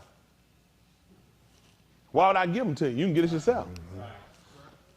That's why I just listened. A lot of stuff that I heard a lot of people, they take out, they start doing stuff. He had something. Listen. Now then. Look out a wise and prudent Ish, Listen. and set him over the Arats of Mizraim. And set him over the land of Mizraim. And let Pharaoh make and appoint local governors over the Arats. Listen. And let them take up a 5th part of all the produce of the Arats of Mizraim For how long? for the 7 shanim of the plenty. And let them gather all the food of these 7 tube shanim that are coming, and let the corn be gathered under the hand of Pharaoh. Let food be kept in the cities. And the stored food shall be for the Arats against the 7 shanim of famine, which shall be in the Arats of Mizraim. And the Arats shall be utterly destroyed by the famine. Shall not be utterly destroyed. Shall not be utterly destroyed by the famine. So let me ask you a question. Let me see what happens. See if that Mal Aki 3 and 7, 3 and 8. Let me just see that right quick. Show my members. Mal Aki, they call it Malachi. Mal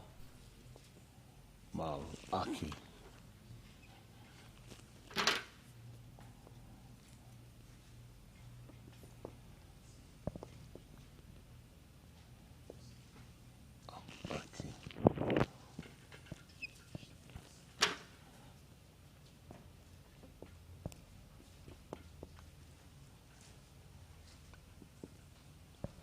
Let's see, 3 and 8. Let's see. Listen. Will a Ish insult Elohim? For what happened? For ye insult me. But ye say, wherein have we insulted thee? To see the difference, Jane asked you, will a man raw Elohim? The Romans said, shall a man afflict Elohim? And he's telling them, you afflicted me. The Greek said, will a man insult Elohim? And he's saying, for ye have insulted me. Now, how do we go, well, will a man rob him until you insult me? Or you'll inflict me? Let's see what happens. Ho, we finished up? No, sir. Come on. But ye say, wherein have we insulted thee? And? That the tithes and first pari are with you still. Wow. Let's see what happened. And ye do surely look off from me, and ye insult me. See that? As you are cursed. Come on. The Shana is completed, and ye have brought all the produce into the storehouses, but there shall be the plunder thereof in its bet. Return now on this behalf, said Yahuwah Elohim. See if I will not open to you the torrents of Shamayim and pour out my baraka upon you until you are satisfied. He talked about him. They talking about opening a floodgate. Hold on, scroll back down. He told them they did bring it. Scroll back down. And the Shana is complete, and you have brought, hold on, whoa, 10? The year Shana is complete, or Tamim, and you have brought all the produce into the storehouse, but there shall be a plunder thereof in the house. He said, return on that behalf. I'm trying to figure out how they come out prove me. This is totally different. I was that there may be meat in my house, and try me in this, said Yahuwah, if I will not open in you the floodgates of Shamayim and pour you out of baraka, even to an abundance. If I will mighty see if I will not open to you the torrents of Shamayim and pour out my baraka upon you until ye are satisfied. The reason why I came here to look at this, I see the Greeks record a little different than how the book of James kind of writes it. But the reason why I brought him, so let me ask y'all a question. If he was looking for the arm, which is the people, his strength, to bring the tithe, what do y'all think him will happen? I got one on him. What you got, John? Huh? You're exactly right. See, we never looked at why we were supposed to bring in our, was it Masar for tithe? Masar? Y'all didn't know why. And he said, the time being completed, you got your goods. He said, and you still kept them? You didn't bring them? See, all the people that didn't do that, they perished. See, whatever was written aforetime was written for our learning. So a lot of times people don't realize how we've been able to, fortunate enough to be able to help members when stuff have gone completely devastatingly wrong. Because we were supposed to bring it into the storehouse against the famine. See, you might have today, but a lot of people have had, and we've seen a lot of loss in it. And you ain't going to believe it.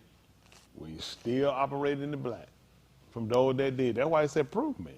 See, what we learned just reading that, that's not what I wanted, but since I just want y'all to see the significance of why so many of y'all sit in the situation you're in, as Malachi would say, Malachi, his messenger would say, that's why you all are, that's why you curse. See, he said to it with them, when you said that, there was one more part you left out. See, I'm going to utterly destroy it. That's why he told them to bring the fifth part in, so I don't utterly destroy you. See, his plan is to destroy these people. These people not putting up. These people serve like grasshoppers. Grasshoppers don't store and don't keep. You'll never see a grasshopper carrying nothing. Grasshoppers live for the day. Ants, you're going to see always carrying something. They pretty much moving something, carrying something, or digging. They're constant workers. You know what they look at? A flood coming. A tornado coming. Exterminating, people coming in spring. It's constantly something coming. Nobody want ants. And guess what? They still survive. You know where they work? They constantly working against the day. What has the so-called Negro been doing? Stealing. That's why stuff don't work out for you. I've been telling y'all the family was going to come. I've been telling y'all the family going to come. And why you should do it is the same reason he told that why the same reason Joseph was trying to tell them and trying to show them that everybody take a fifth part every year, and they was going to bring it in. Typically, when these people paid tithes, they couldn't have paid it every week because you weren't growing anything. They had to bring their harvest in, and they were taking a tenth of it, and they would bring it in. That's what they were paying about a year. Only thing I got with these people right here, they saying, how you going to make tithes money? Well, in the 12th chapter of the book of All Our Hot Dabarim, he told them if the place be too far, you could turn it into money. How you get your labor? They labor came back, they put it in the ground, and it came back up in pari. So the pari they took, they brought and they paid the tithe on it. How you labor now? Your job pay you with apple and oranges? Plums and grapefruits? You put your hand labor for it, and they pay you by the week, or by the month, or by the day. He told you to bring all of it in, because it was set up against the human. A lot of folk don't know why they pay him. Made for the preacher to get rich, your mama. No, it was because he looked at the famine coming. And that famine come, you're going to have something set up against that human. Okay? That's why he said, prove me. When Yosef showed them and the people did it, he was able to prove to them that they were still being able to be sustained. They were still sustained. That's what Yahuwah trying to tell. When he going to prove it? When the famine comes.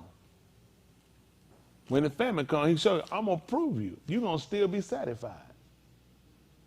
These people starving. He's starving them out. Africa, 20-some million people under threat of starvation. 20 million black people, not white people, black people under threat of starvation. 20 million.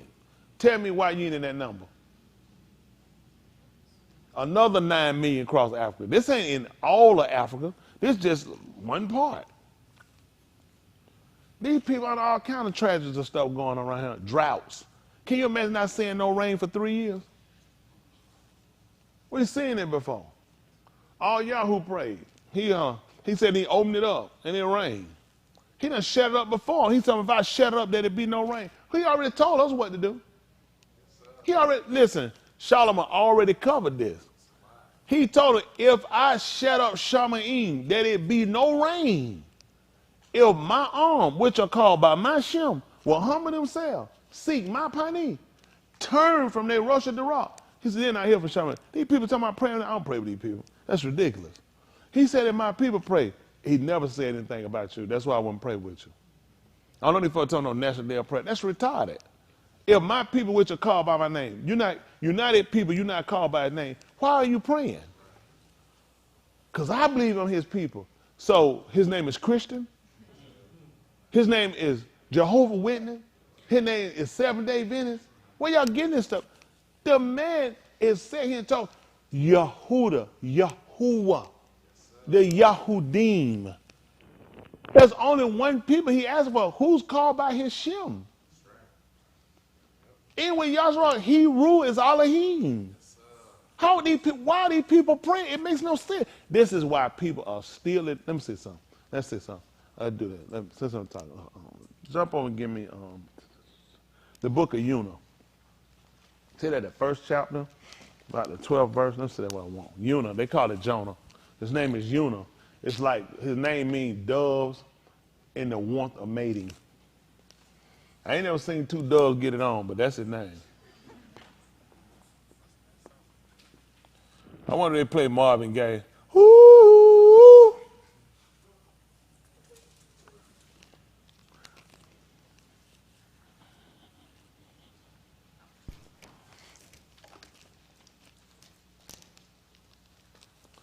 All right, let's go up to verse, let's see, 8.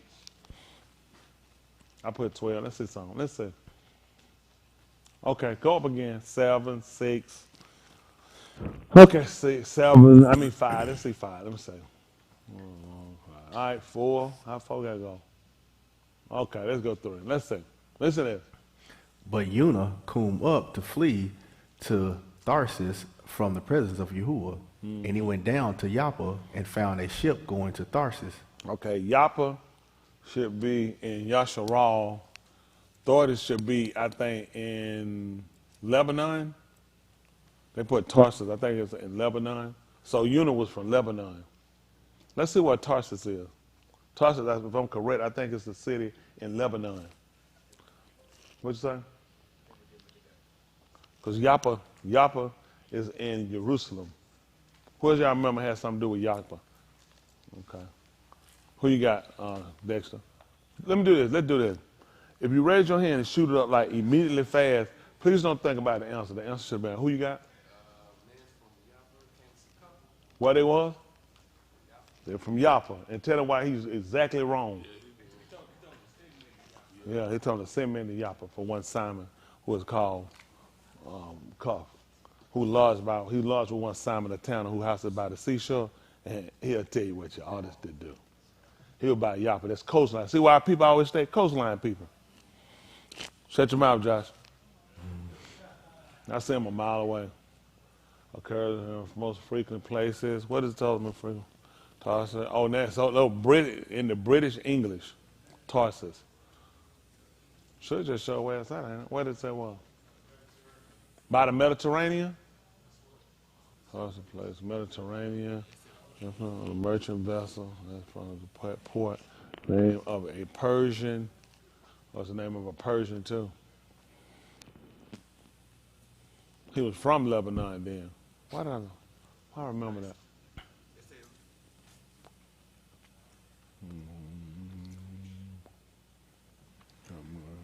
Venetian, crosses Venetian. Okay, boom. Lebanon, that's it, Lebanon. All that run crowd down. See that? See, white folk don't tell you that. They don't want you to know that that man was Yahudin and a man from Lebanon. Why would white people want you to know that people like you were in Lebanon? See, they give these little cute names that they changed over, the Greeks changed over. So why would you even think it was in Lebanon? The man was going to Lebanon. The man was from Lebanon. And they don't tell you this. He's not a Lebanese. Ain't that right? No more than Kaja's a Japanese. Ain't that right? I want to throw them knees in something. Our people taller than that. Y'all see that? And large city, a region far across the sea, the young from Phoenicia, modern Lebanon. That's how they get you. They change the name. And the land of where? Wow. That's amazing because Lebanon is a whole nother country. So I tell you, white folk tell you anything. That's how they divide stuff and make a fool out you. It belongs to y'all. Like now they just signed a deal where they finna start doing shipping together. They doing Lebanon is just signed a, what happened? What you say? Yeah, they do. They did a maritime deal over there. What happened?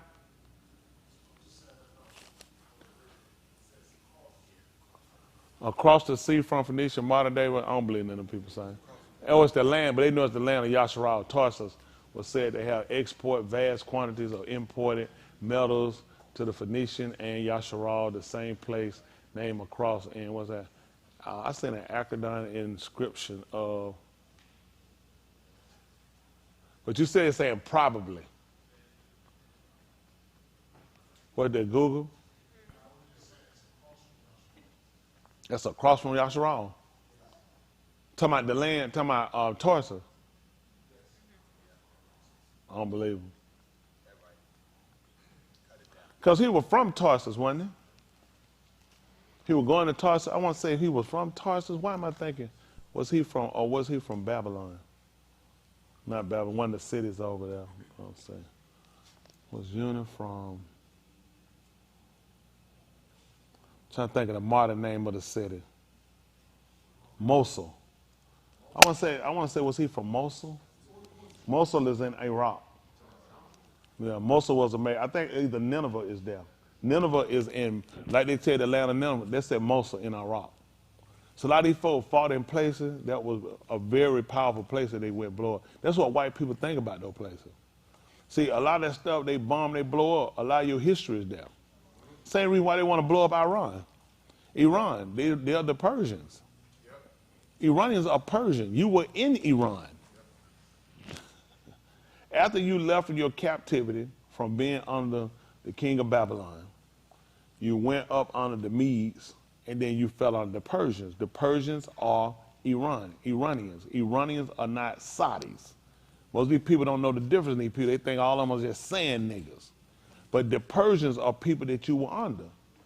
Yeah, you was under the Persians. How many of y'all didn't know that? Yeah, that's who they are. They call them Persian. The actual name is Apara. They're called Para. That's who you were under. You have history there. That's why them people don't want you there. Syria too. Why y'all think they bombing in Syria? Yasharal just bombed Syria. They bombing it right now. They bombing Syria. Damascus, because your history is there. The Malak, Daoud, he had a treasure city there in Aleppo. Whoever told us that who they call King David had a city in Aleppo? That was the city of Daoud. That was one of his major cities in Syria. You ain't gonna believe it. That's one of the major bombing places they blew up. Because had you gone to Aleppo, you'd have found some of your history. Just like Nineveh in Iraq. Why y'all think they blowing these places up? These are all the places you've been. These are all the places you can prove your existence. beyond a white man. The same reason when you go to Mizraim and you go there, you'll see why those Sphinx don't have a nose on them. Everywhere you went, these crackers have tore it up on purpose. And they took black soldiers there to blow it up and tear it up. Come on out. We did what we need to do. Everybody know who you are. You think I can go to the Middle East and nobody don't know who I am? The Saud, the people in Bahrain, the people in Qatar don't know me. They ain't got nobody out there that don't know me. I've been there. And they know I was there before they white skinned got there. They move all the dark skinned niggas to the back. Same way they do in India. Indian ain't nothing but a mixed Russian. Most of these niggas too dumb to know it. He ain't nothing but a Russian. Why y'all think that India and Russia and China got these deals together? That's who made them mixed up breed people. They came in from Russia. Russia came in. Listen, those people came in from Russia and broke those dams and the water split the land. That's all they did to you. They the same people. And then nigga, why they think Russia them got to deal with India? They ain't kids. These people don't know nothing about these folks. Tell my dad, shut your mouth. You don't know nothing about white people. Shut your mouth. We would never known that. They ain't nothing but a Russian. Those aliens came straight down through there and conquered them. They conquered the people in India. That's why they white-skinned it. You see all the dark-skinned Indians, you don't ever see them in no ruling position. They don't even show them niggas on TV. Them dark niggas be kept back somewhere. No, nobody show you. Why India don't show you the dark-skinned people? Because the other ones still here, they know what the Russians running it. These people full of junk. All these people full of junk. What they for? Got Safari. You said what? Wine press. That said wine press. What did you say? That's where you're from. From the wine press. He look at the land of Yasharal. They just going along with him. He done all that work and they made just hollering out something. That said the work. That said the wine press.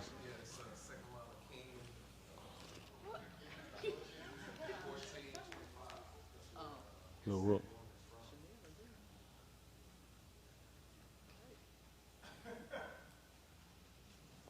Advance, pass it along.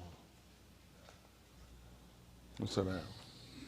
Since we're here, let's say twice. Don't forget your map, people.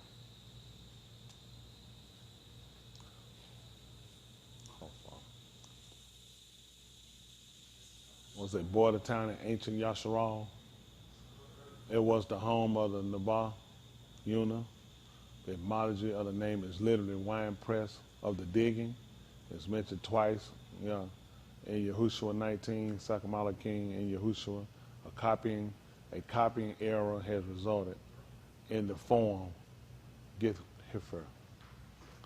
They do this in the H because it's an argument on whether it's the or the double H. But see, they use words like ancient Yasharal. Who knows the reason why they use some stuff like that? That's right, exactly. That's the reason they give you stuff like that. Ancient is to make it seem so far back it used to be a part of.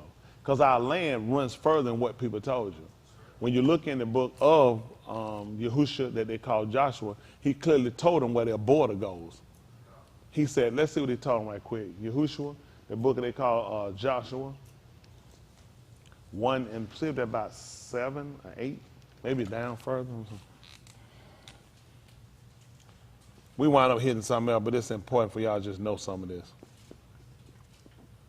Yahushua. Let's say. Verse 7, listen. Be strong, therefore, And quit thyself like a Ish, to observe and do as Mushah Ma'abad amar thee, and thou shalt not turn therefrom to the right hand or to the left, that thou mayest be wise in whatsoever thou mayest do. Mm-hmm. That's why he was quick about a statement in the King James Version he made about them when he told Mushah that the people had done something. What was it? Who remember he told him? when he confronted Musa about the people when they made the golden calf? What was it? That's right. They quickly got out of the way, which means they turned aside.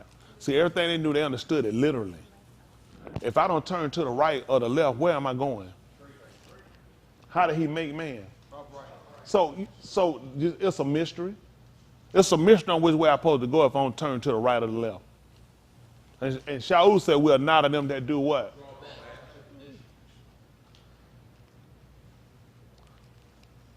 This a mystery? If I don't turn to the right or the left, that could tell me where I'm supposed to go right. Go straight. So when he said that people had quickly got out of the way, that means they had turned. So we understood it. I don't know why these people try to make it seem like everything was coming. These people understood it. Don't turn to the right hand, to the left. That means, oh, you want me to go straight. Wow, you got it. You got it. Hello? Okay. Let's say, listen. And the sefer of this Torah shall not depart out of thy paw, and thou shalt meditate in it, Yom and Layla, that thou mayest know how to do all the things that are. The elm. What y'all got going on? What? Y'all hot? Yes. Who hot? Man, you want them Willie Member shirt. Y'all better get y'all some shirt. Y'all had these folks in here sick. These folks barely show up. Some of these folks I see, some of these folks here, they like the Mizraim. You shall see them no more. Yeah. Man, so look at the, I'm going to start calling these members Pharaoh. I ain't never seen some of these folks back. Yeah, we can't play around with that air. I want mine a little bit, man. These folks be out here in a minute. Yeah, preacher, I got the Blue Bunny plague flu with the coronavirus.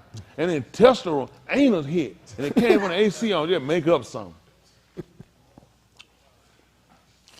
Is it some of them vents? All right, come on. And thou shalt meditate in it, Yom and Layla, that thou mayest know how to do all the things that are katab in it. How is you going to know about it? The meditate, keep thinking on how is you going to do it. If you're thinking on it day and night and meditating, constantly kind of going over it, that's how you'll know how to do it. Listen. Then shalt thou prosper and make thy Darakim prosperous, and then shalt thou be wise. So I ain't prospering because of why? When? Okay. And get what these members here trying to figure out why they ain't making it, why they ain't getting it. Tell them to go back over what they're doing. It's a mystery.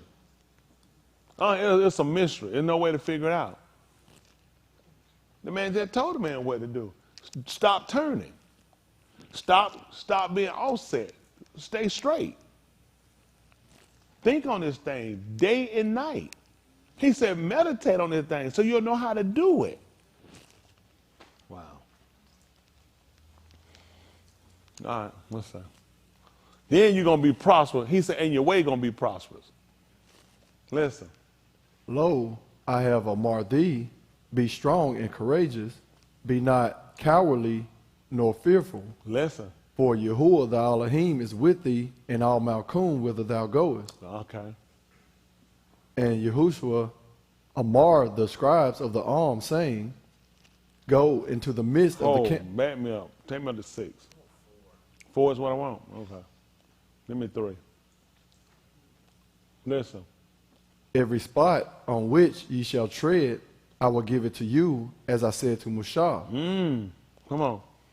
The Bamarbar and Tilibanus, as far as the great Nahar, the Nahar Euphrates, and as far as the extremity of the Yam, your cost shall be from the setting of the Shamash. That messed up over in coast. You know, cost. I wouldn't go. It's gonna be too expensive. It's gonna be that expensive. Yeah, it never messed up, huh? Yeah. Listen what happened. Hold on, come back down again. Look what they put. From the desert and from Lebanon unto the great river. From the wilderness, Bamarbar, this Lebanon, even unto the great river, the river Euphrates, all the land of the Hittites and of the great Yam, toward the going down of the Shamash shall be yours. So mine go up when the Shamash go up, where it go down to, he said, that mine. So that's why I looked at with Lebanon. They don't put it, this is probably the word the Greek used for it. Let's see what the word. And And to Lebanon, well, it's the same word as Lebanon in the Latin. Lebanese. They just put the anti in it. Anti is against. Okay.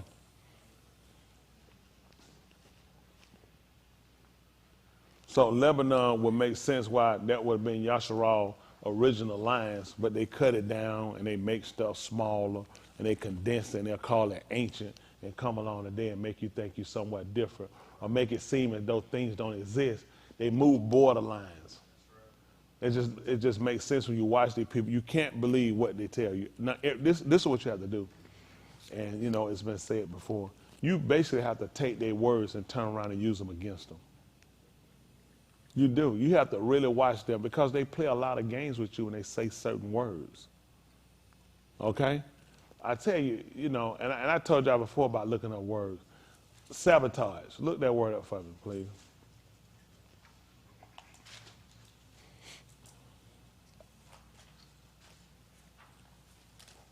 Sabotage. Let's see what it means. Listen. Deliberately destroy, damage, or obstruct something, especially for political or military advantage. Deliberately destroy, damage, or obstruct something, especially for political or military advantage.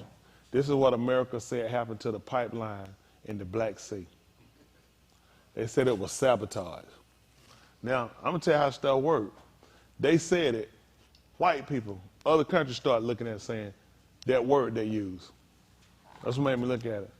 They said, United States did it. I'm telling y'all, they said they did it. Russia tried to tell the people. They said, why would we blow up our own pipeline? They said, why would we? America said it was sabotage. They came out clear on it. They said it was sabotage.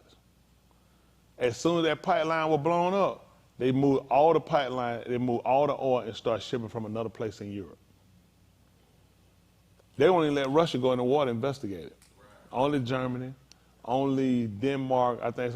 These people sitting out here in a regular John boat in the ocean with a box camera let down. I seen them with a rope, let it down the water to try to investigate this. Russia said, we want to investigate it. They said, you can't investigate it, we got it. They said, we know the West did it. They said we would gain absolutely nothing. Why would we blow up our own pipeline? But the fact they told you it was sabotage. This is their own white people saying this. They said they did it. It was for political, and it was definitely for a military gain. That's what they were doing. They knew exactly what they were doing. These are the type of people we deal with. And the only reason I look at this and I try to watch them, you have to start watching when they tell you words, because when you start looking into their words, you start finding a deeper meaning to what they're telling you that we don't know. There's a lot of stuff we assume. Like when you brought up that time, Romeo, wherefore art thou Romeo? First thing we always believed was what? Where he at? She was trying to find him. White people use words that go right over our head. We don't even think. Versus her asking, which made sense. Why are you named Romeo? But because it's old English and that's the way they taught back then, and nobody taught us that in the Negro school, we naturally thought she was doing what? Looking for Romeo. When she was looking, it made sense because the feud was the father didn't want them to marry because of the family feud and the name. But it just looked like she couldn't find Romeo. And guess what they did? They left us right out here stupid. I remember Andy Griffin. Andy Griffin did a show about that. He was explaining the open. Y'all remember that? He said it's like with Romeo and Juliet. He said she was saying, Romeo, Romeo, wherefore art thou? And Romeo said, I was right here. And it was funny because he dumbed us down. A white TV show dumbed us down. And they knew what he was saying. So they made us think if you stupid enough to believe that she was looking for him, that's why I'll leave you. Like if you stupid enough to believe that these places weren't actually where they were the first time, that's where they'll leave you at. They use words like ancient because a lot of times when ancient, it means it don't exist no more. Okay. Just like they tell you about the ancient Greece and everything else, but they still got parts of it. Hello? Why you ain't got nothing ancient? Why niggas ain't got nothing ancient? They totally got rid of your stuff. And now we have to come back and do all this work to try to recover and research. Stuff we had to do back there. White people don't have to do this. They know exactly where to go and look. Because they know their language is coded. Now that's a mystery. Damn near impossible to figure it out. You got to run through their stuff. You can't figure it out. Like a question was asked last night to my wife. I was listening to her. Somebody asked her on the show about processed food. Did anybody remember what her answer was? What was her answer about processed food? She said, like, If you had turkey, the whole turkey is natural. the whole turkey is natural. But if you bought lunch meat, But if you bought lunch meat, that's processed. Let's put process up there. This is a scientific term. We just throw it around and we just didn't know no better.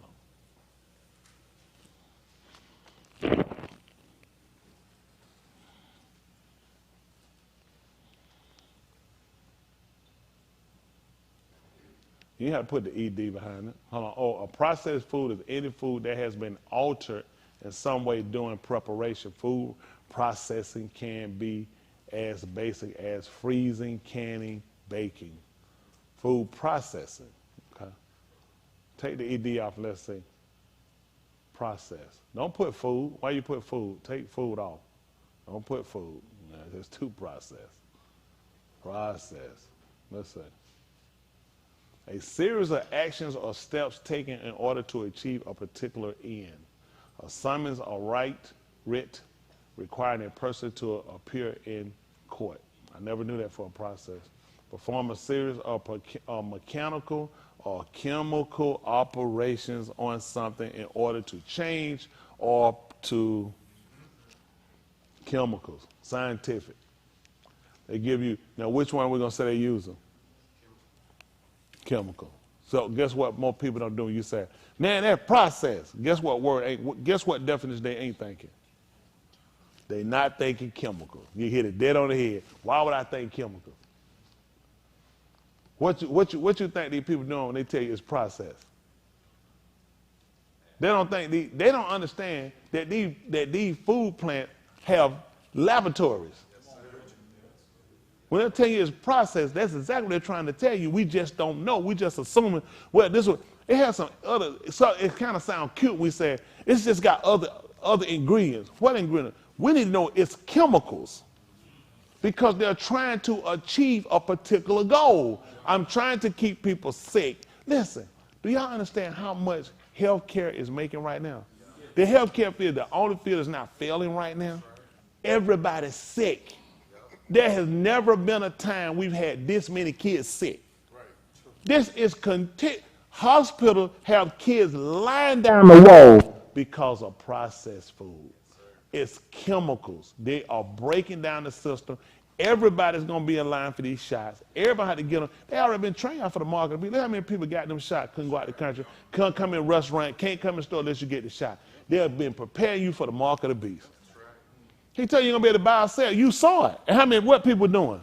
People who aren't going to get it say, man, I'm going to go and get it because I had to go out of town. Then they come and say, all right, it's all. You ain't got to have no shot. Don't worry about it. COVID test going out, COVID test come in. We went out of the country, COVID test. We say, I get one come back. They say, you don't need no COVID test to go back. You remember that? No COVID test. We're trying to figure out, hold on for a minute. What happened? Everybody saying, yeah, we owe the boy. Yeah, we dropping them restrict. Because mission been accomplished. I got enough stupid people to run and get this shot. Now I can draw back. I'll wait, I hit them with another wave, and I come with another. First of all, I want to see how people operate. We want to see if enough people are going to resist it and fight back against it. Police officers quit their job. Firefighters quit their jobs. Medical professionals, the people who give the shot quit. Well, why would I think about why would a doctor and a nurse who administer it, why would you quit rather than having this shot? That's because they stupid. I'm smarter than them. Because people stupid. Of course, them folks gave it their career. They showed nurses who went to work at Walmart. You just left them making $50 an hour to go to Walmart to make 12. And nothing don't make me question this. I told this other lady, she went and got her third booster. She's so sick. Oh, she told me, she said, I'm so sick. I said, I don't know what you think when you got it. She said, I've been sick. She said, I'm trying to get up and trying to finish up your stuff. She take care of something of me. I said, yeah, I said, bad. I said, you do know there are a lot of people that having problems behind them shots. She said, the first ones I was good. Then third, she said, I'm so sick. My daughter kept telling me, Mom, you need to get it. I don't want nothing to happen to. She said, I'm real sick. I said, you shouldn't have got it. I said, you didn't me, I'd have told you don't get it. I said, listen, folks die. Let me tell you something. There are so many black people, listen, young black. I got people in the profession, a lot of young, in their 30s, listen, they are stroking out behind them shots. And they ain't even telling people they don't want you to stop getting them. They overloaded with them. Listen, the VA, they got plenty of them. I know somebody working at the VA. She said, listen, she said bad. She said they coming in, they having heart attacks. She said bad. Some they won't even get the other shot. They got the first one. They said, I ain't getting another one. They won't get me with another. I had to get the first one. I ain't taking no more though. Mission accomplished. You ain't got to get them. I got everybody shot now. I got enough of these people shot. That's it. It's going to be the vaccinated against the non-vax. Vaccinated going to lose. Y'all got to lose. You're going to lose vaccinated. You ain't going to be able to win. That'll break your system down. That stuff eating your system up. Going to tell us, oh, yeah, every time you get cold, you got Swiss cheese. All I'm going to do is just give me 2 slices of bread. At least I'll be able to melt. I got something to eat. Ain't that right there? Because I'm amazed. That's Joe Biden the bastard done had it 2 times in 2 weeks. So what his lungs look like? So I don't know why they bring the stuff. They still got it. They told everybody you get it. How's it a vaccination if I still can catch it? The word itself makes no sense. How's it a vaccination if I still get it? Now, oh, you just won't die. Where you get this lie from? Who told you this lie? They're dying. It's bad in older people. It's bad in black. It's bad in men in the 30s. Real bad. It's causing a lot of problems. They're just not showing these people that because they want people to keep getting that shot.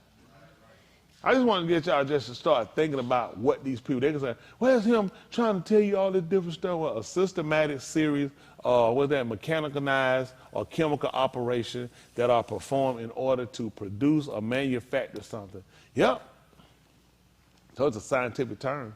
They just throw it around because they need you to look, read stuff, run somewhere else, and say, I ain't going to worry about that down there. Why would you think I would put this at the top of a definition?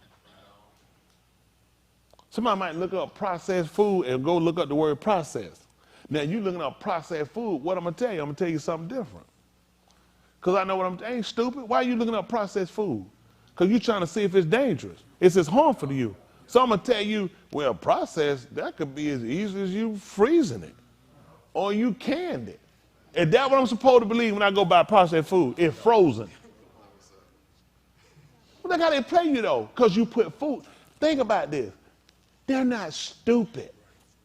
I need you to think that it's something that's, I got stuff in my deep freezer. Some deer meat. So it's frozen. So that means what? It's processed. I'm going to compare my frozen deer meat to some stuff they don't put in a chemical. They got chemicals in some food. They are put up deliberately to take people out. That's how they make you stupid. Because you know he put, look, I'm trying to figure out. No. But the key words you put in there was processed food meaning. Google and those people know what you were doing. And they knew this is the answer he needs. So really, when you're looking at something saying processed, what? They put it in the freezer before they dried it and put it in here? That's what I need you to think, so you'll keep buying it. Think how many stores are shut down? If people find out it's chemicals in their food, people don't know. Why would I think somebody got chemicals in my food? They put words on the back you can't even spell. Nobody look at that stuff know that unless somebody who stutter. Who know that regular person pick them words? You don't know what that stuff. By the time you get through looking at the store building closed. Man, put that junk in that bucket and get on out the store. And pray over it. That's what we've been taught. Pray over it. Just like we the drop stuff when I was a little kid. Pick it up and pray. All he ain't made dirt. All he ain't made no processed food. That's your problem. You pray on something. He said, I ain't made that. I made the ground. I made the automat now. So I just want y'all to think about it. Let's go on back over. I'm sorry. So I can get finished with y'all. Okay. I just want to show y'all that. Let's move back. What I had y'all hold on for a minute. Jonah one, right quick. Jonah. They call Jonah. Let's go back over. And the other place they trying to say it's not in Lebanon. It's across the water from Lebanon. I don't believe them. I don't believe them. Let me tell you something else I don't believe. I don't believe a lot of stuff that we'll look up, words and different things, they tell the meaning. I kind of watch certain things with these people, and they break it down, and they try to express it to you in their terminology. You got to be careful, because sometimes you take away the meaning that they actually meant in it. Because a lot of things don't mean what they told you. You just kind of got a person who's not of that ethnicity and not of that culture trying to explain something to you in their culture and the way they see things. And sometimes it takes away the meaning of it. There's some words that I could tell you that's English in another language, and the people that speak the language will tell you that's not the same thing. That's actually not the same. But because we just become comfortable with everybody that interprets and tell us something, we just more or less accept it. First of all, the people that try to tell you about these words and how to enunciate them weren't there. That's the first problem I got. You can use all the stuff you want to use. You can use Nakud, which is the vowel point system they use. The only problem I got is we're picking up a language from a people that's not even us. I just want to be practical with y'all. I don't want y'all to believe no lies, okay? Let me be practical with y'all. Please don't believe everything these people tell us. Listen, let me ask y'all something. So when they took this book and they made this King James version, the Latin version, the Greek version, they didn't think this would fall back in our hands? So they had to make sure they manipulate this. They manipulate enough that they know what they were doing when they manipulated it. I couldn't possibly know it because I'm not Greek. See, to really find out what people done, just to be real genuine with y'all, you really need to get down and really study Greek down to its roots and understand not just their language, how it's said, but what the people who actually had an intent when they took it. Okay? We understand James's version and what he was trying to do. James' version was only written to secure the Catholic Church position because people were breaking out. See, most people don't know why it was written. They say, see, the people need a Bible in English. Here's some more of your stupidity.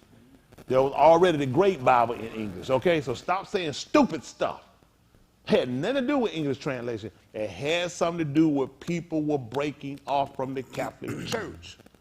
That's why you only get so many verses when he asked them, how read the law? Only the 6. Because you can't put the Shabbat. And he's saying you're supposed to keep the Shabbat, which they're going to call the Sabbath. That's going to be an issue when people read it, because they're going to say, Jesus said it.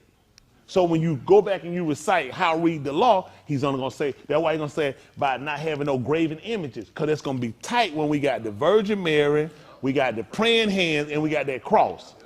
So when I tell you what he's going to say, I got to tell you certain things so I can secure my position. It's going to be hard to put Sunday worship if Jesus said the Sabbath.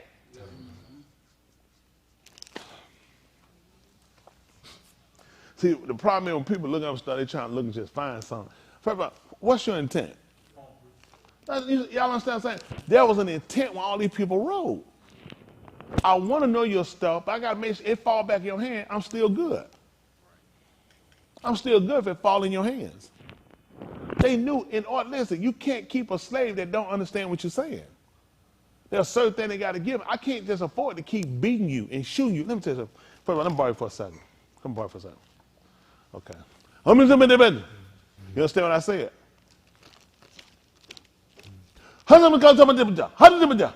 What I say? What I say?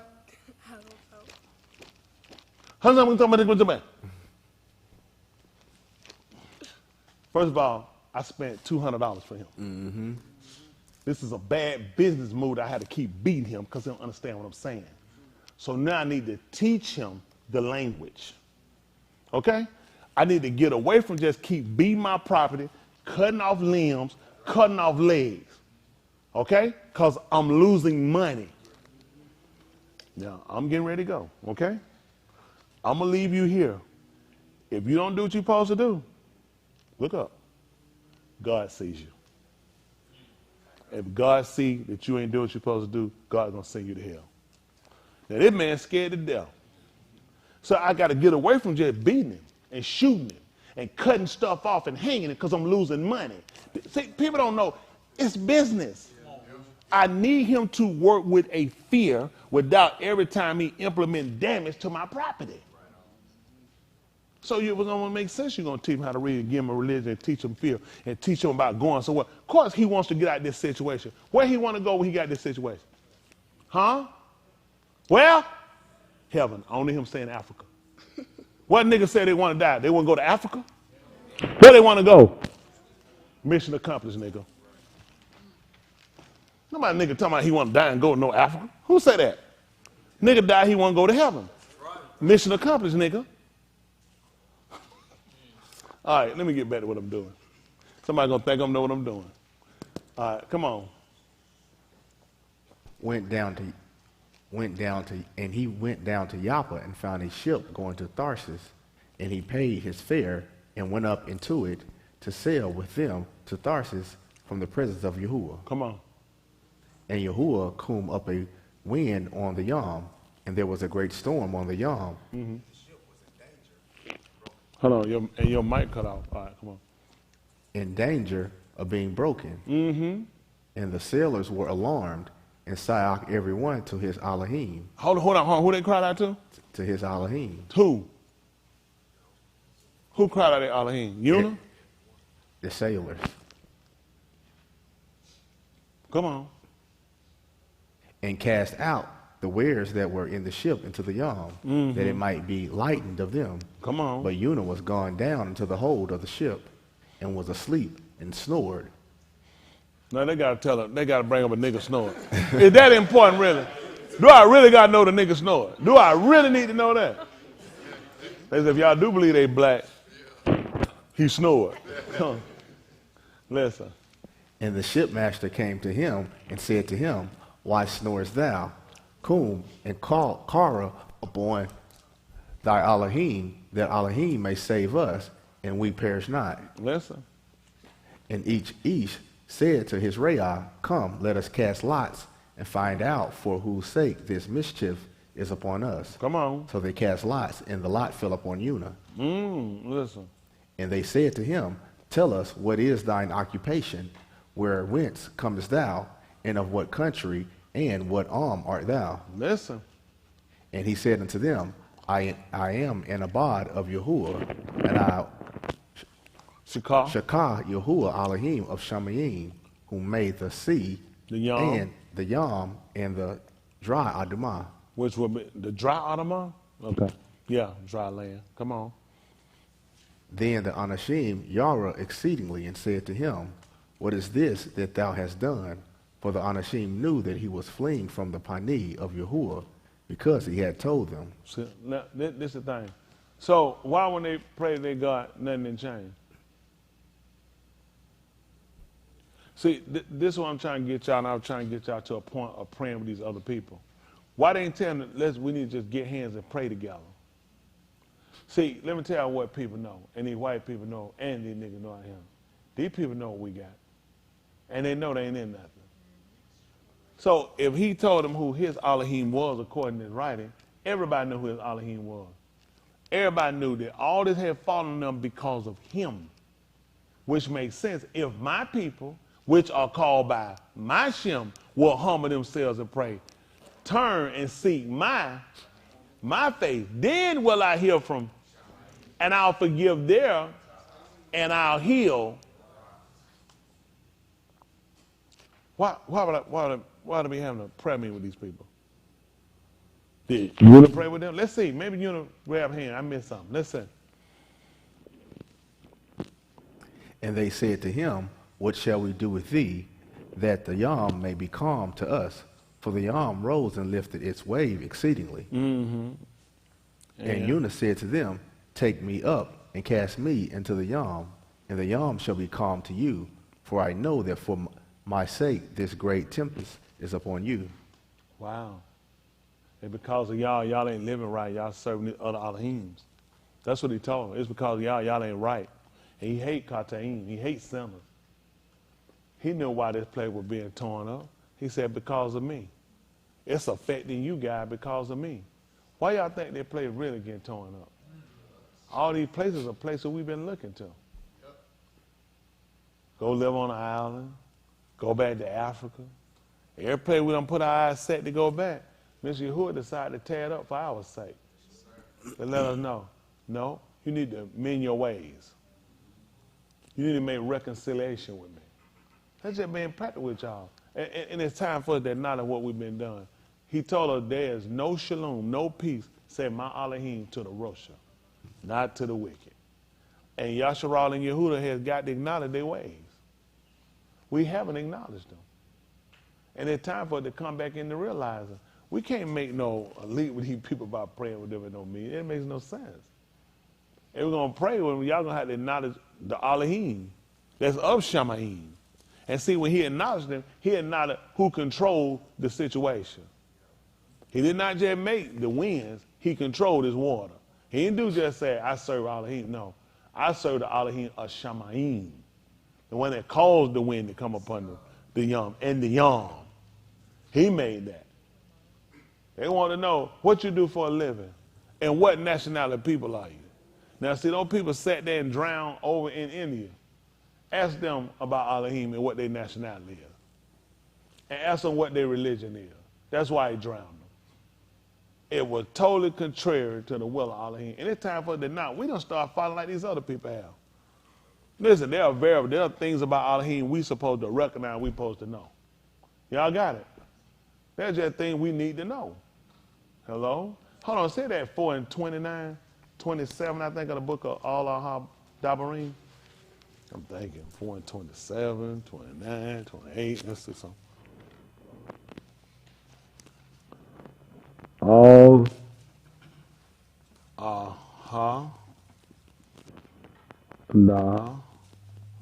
Dabarim.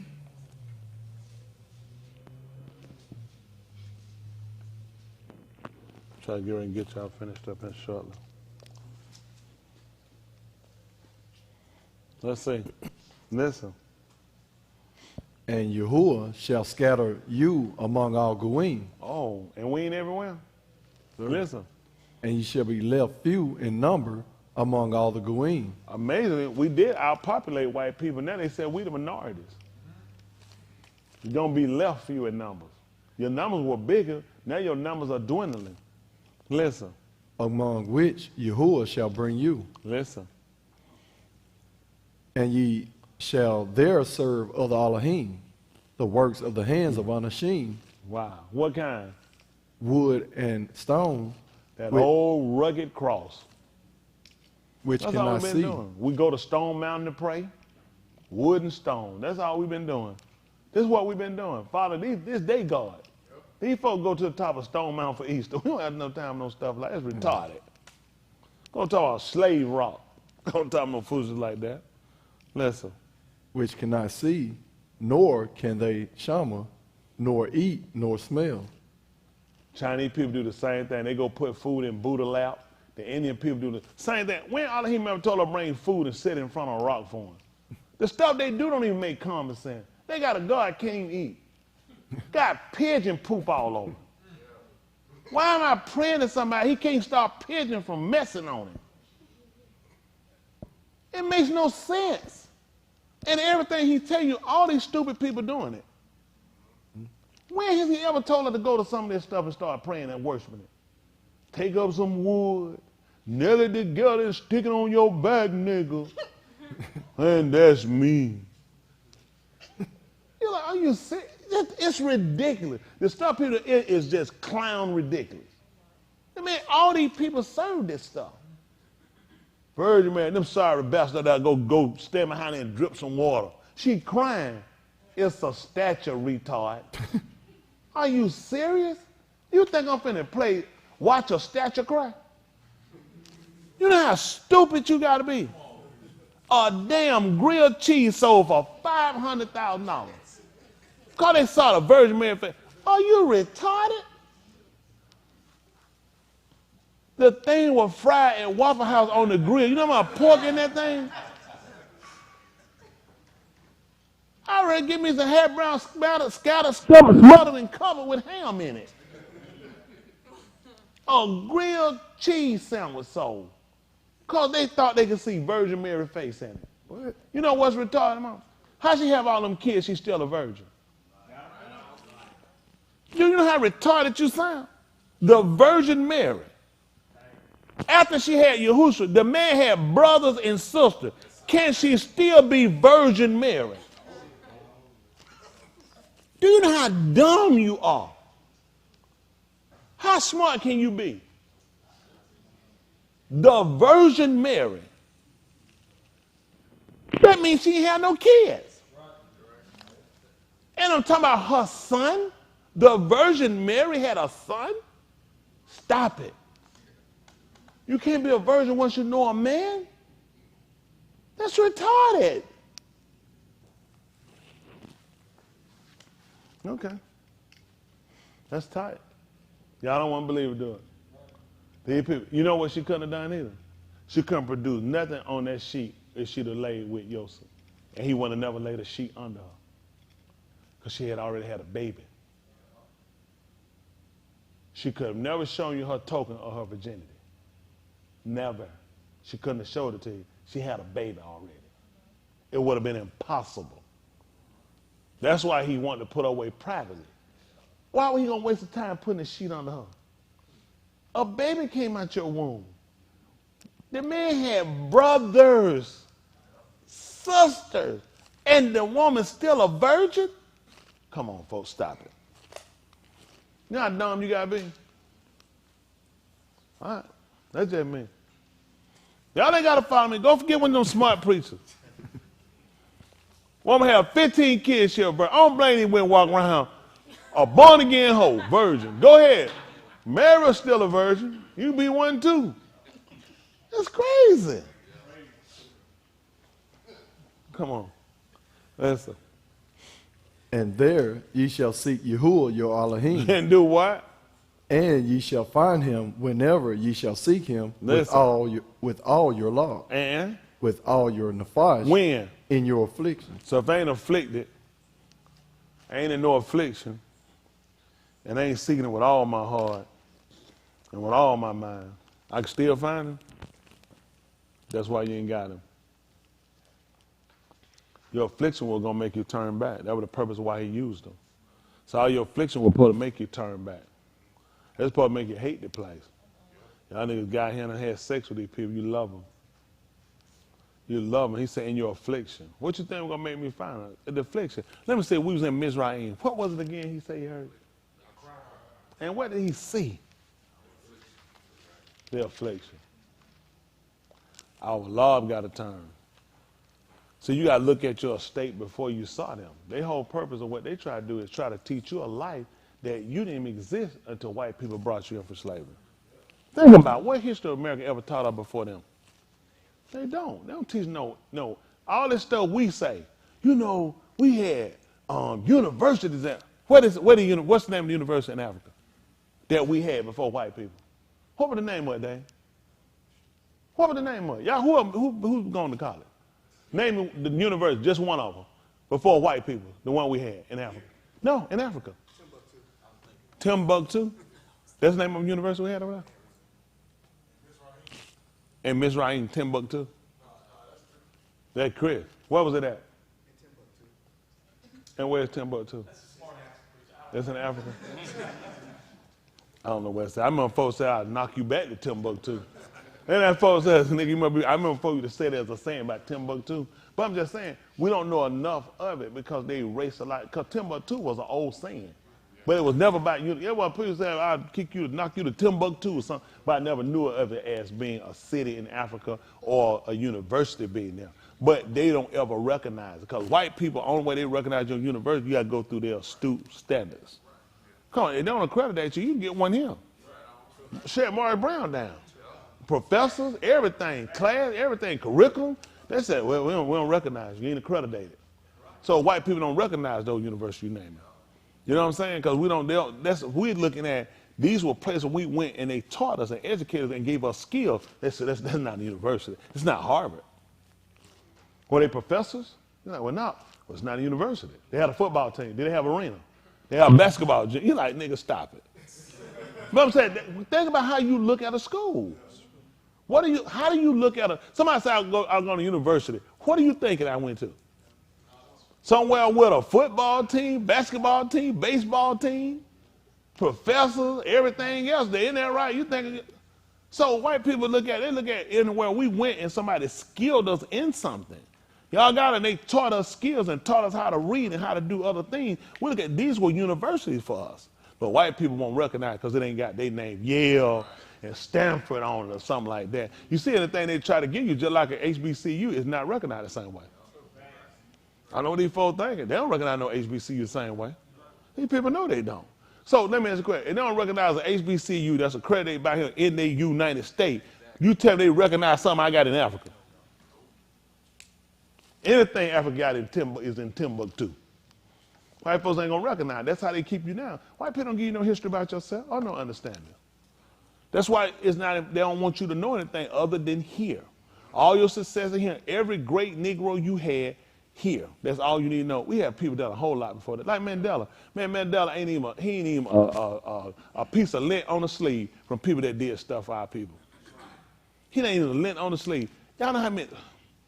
We have thousands that rebelled against them white people that stood up for injustice against our people. That Steve Biko was another one. They got people and folks hazard their life. Man, Mandela broke down and kissed up these white folks. He ain't come no president of South Africa now. Y'all niggas stop. I'm talking about no Mandela. I'd rather see a piece of tissue with a nice long turd streak on it. You think that nigga just got it? Listen, Mandela ain't suffered the way these folks done told him. These folks tell us a whole lot of stuff, make a fool out of it. You think they man had suffered? What nigga you know? There you been locked up. I can tell you been locked up.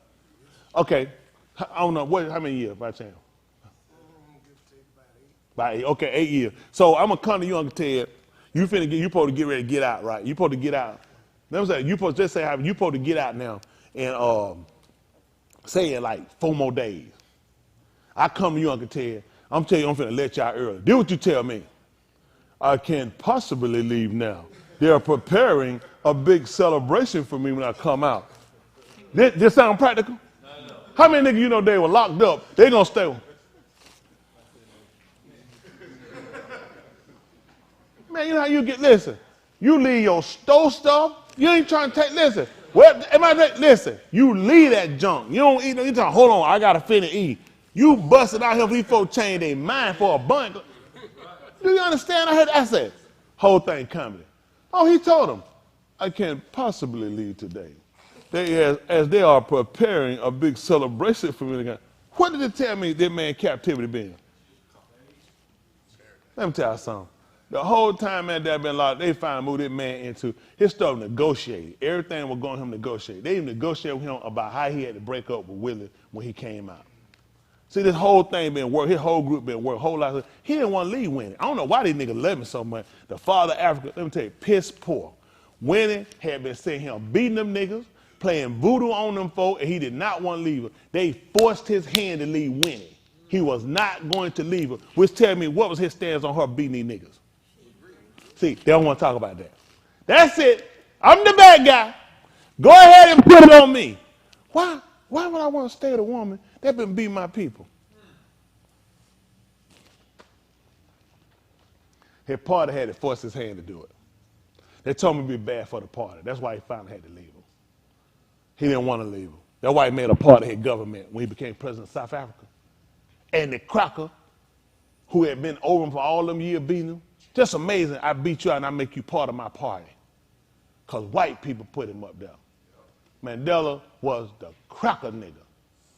None of Africa ain't got to like it. Just do the math. Why were they fighting to get rid of white man? And the white man they fought against, put him here. He comes on, I get elected. I will share the presidency with them. Does this make common sense? No. This is the nigga finally getting Africa back. But the white man gonna be my assistant, the same white man who been the president. Who just having to outlive him. That's how they beat him every time. The nigga ain't got a brain. They ain't got a brain in their head. Listen, they'll try to look intelligent. It's impossible. He have feces in his drawers. Let me tell you what I do to him. I let him get the smart thing they got. I let him go. I said, go in there and wipe. Do your best. Get through. I let him put on these tight white. Get him. I'm going to grab the back, put him down me behind like this high. That's it. Now take him off. Streak that long. That thing be all the way up to the fruit of the loom in the back. He's not that smart. He's really not that smart. I don't know why people, do they make common sense that I'm going to make the white man who my people want out, they want the white government out of him, but they're going to be part of my cabinet. And Winnie. And them sorry bastards in Africa, they love Winnie too. You can't make up your mind. What's your story? You said she was beating the people with chicken. You said she was oppressing the people. And you, am I making this stuff up? How did she wind up being part of government? Cause that's what you do when you sell out your people. But it looked good, D. Crocker. He ain't never ran them Crocker down. He ran down somebody George Bush. He was just mad with Dick Cheney. So let me get, was George Bush Jr. the president when you was arrested? George Bush Sr. wasn't the president when you was arrested. This had been a conglomerate of white people. This man was a killer. Mandela was blowing stuff up on these people. He was fighting for the liberation of his people. They made him, after he got out there, they did the same thing they do. They pulled that nigga teeth and took his claws out. And he was just the nicest he could be. Love white people everywhere. I spent 28 years in there, damn a Crocker. I spent 28 years, damn Maul. I'm going to sit in 28 years in the prison, you keep me locked up. And I can't leave today. I cannot leave today as they are preparing a celebration. That makes sense. That makes sense, like I said. You couldn't leave early because they're going to prepare a cookout for you.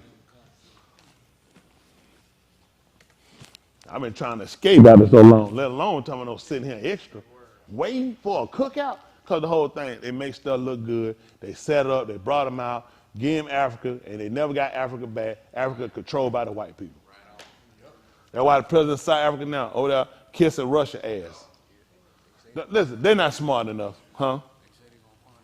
They're going to punish him. Let me tell you something. You ain't going to punish him, a nigga. A nigga in Africa ain't nothing. Because white folks break them down, destroy them, and rip them apart. And you know why they do that purposely? To show a nigga here he ain't going to be nothing. Let me tell you something. You don't have to believe it. Ain't nobody in Africa got more fight than we got. Africa think they free. Africa got Coca-Cola, white owned. Africa got white models. White African people walk around with blonde weave in their hair.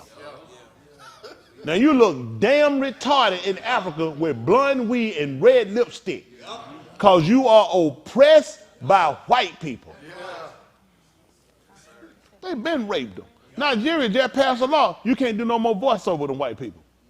They want them down. They finna punch, they finna tax them. Oh yeah, Nigeria just kicked up on them. Nigeria told me it's done. They just passed a law on them. No more voiceover with white people voiceover. They done with them. They done what these fathers are doing. They trying to pull them down. But the black ones already blowing up. They show, listen, what am I looking at? Signs of white women on the side in Africa. Do you know how insulting this is? Yeah. How many African posters we got over here? White folk not even put that stuff up on their walls? Only white corporate buildings are some African people? Africa worse than we are. They bleach their skin. I've been no doubt.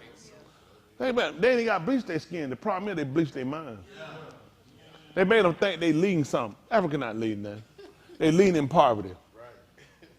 They leading in stupidity. They really not advanced like they thinking they are. They really not. They still have to beg the West for stuff. The West control. There's no reason a country that's richer in minerals than any other country.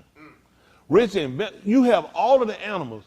They'll rather come on here. You got Ari, the lion. You got the leopard. You got the cheetah. They'll come here and look at a damn puma. I wouldn't waste my time. I don't know why they would even wear a puma with us. They need to wear some Ari shoes.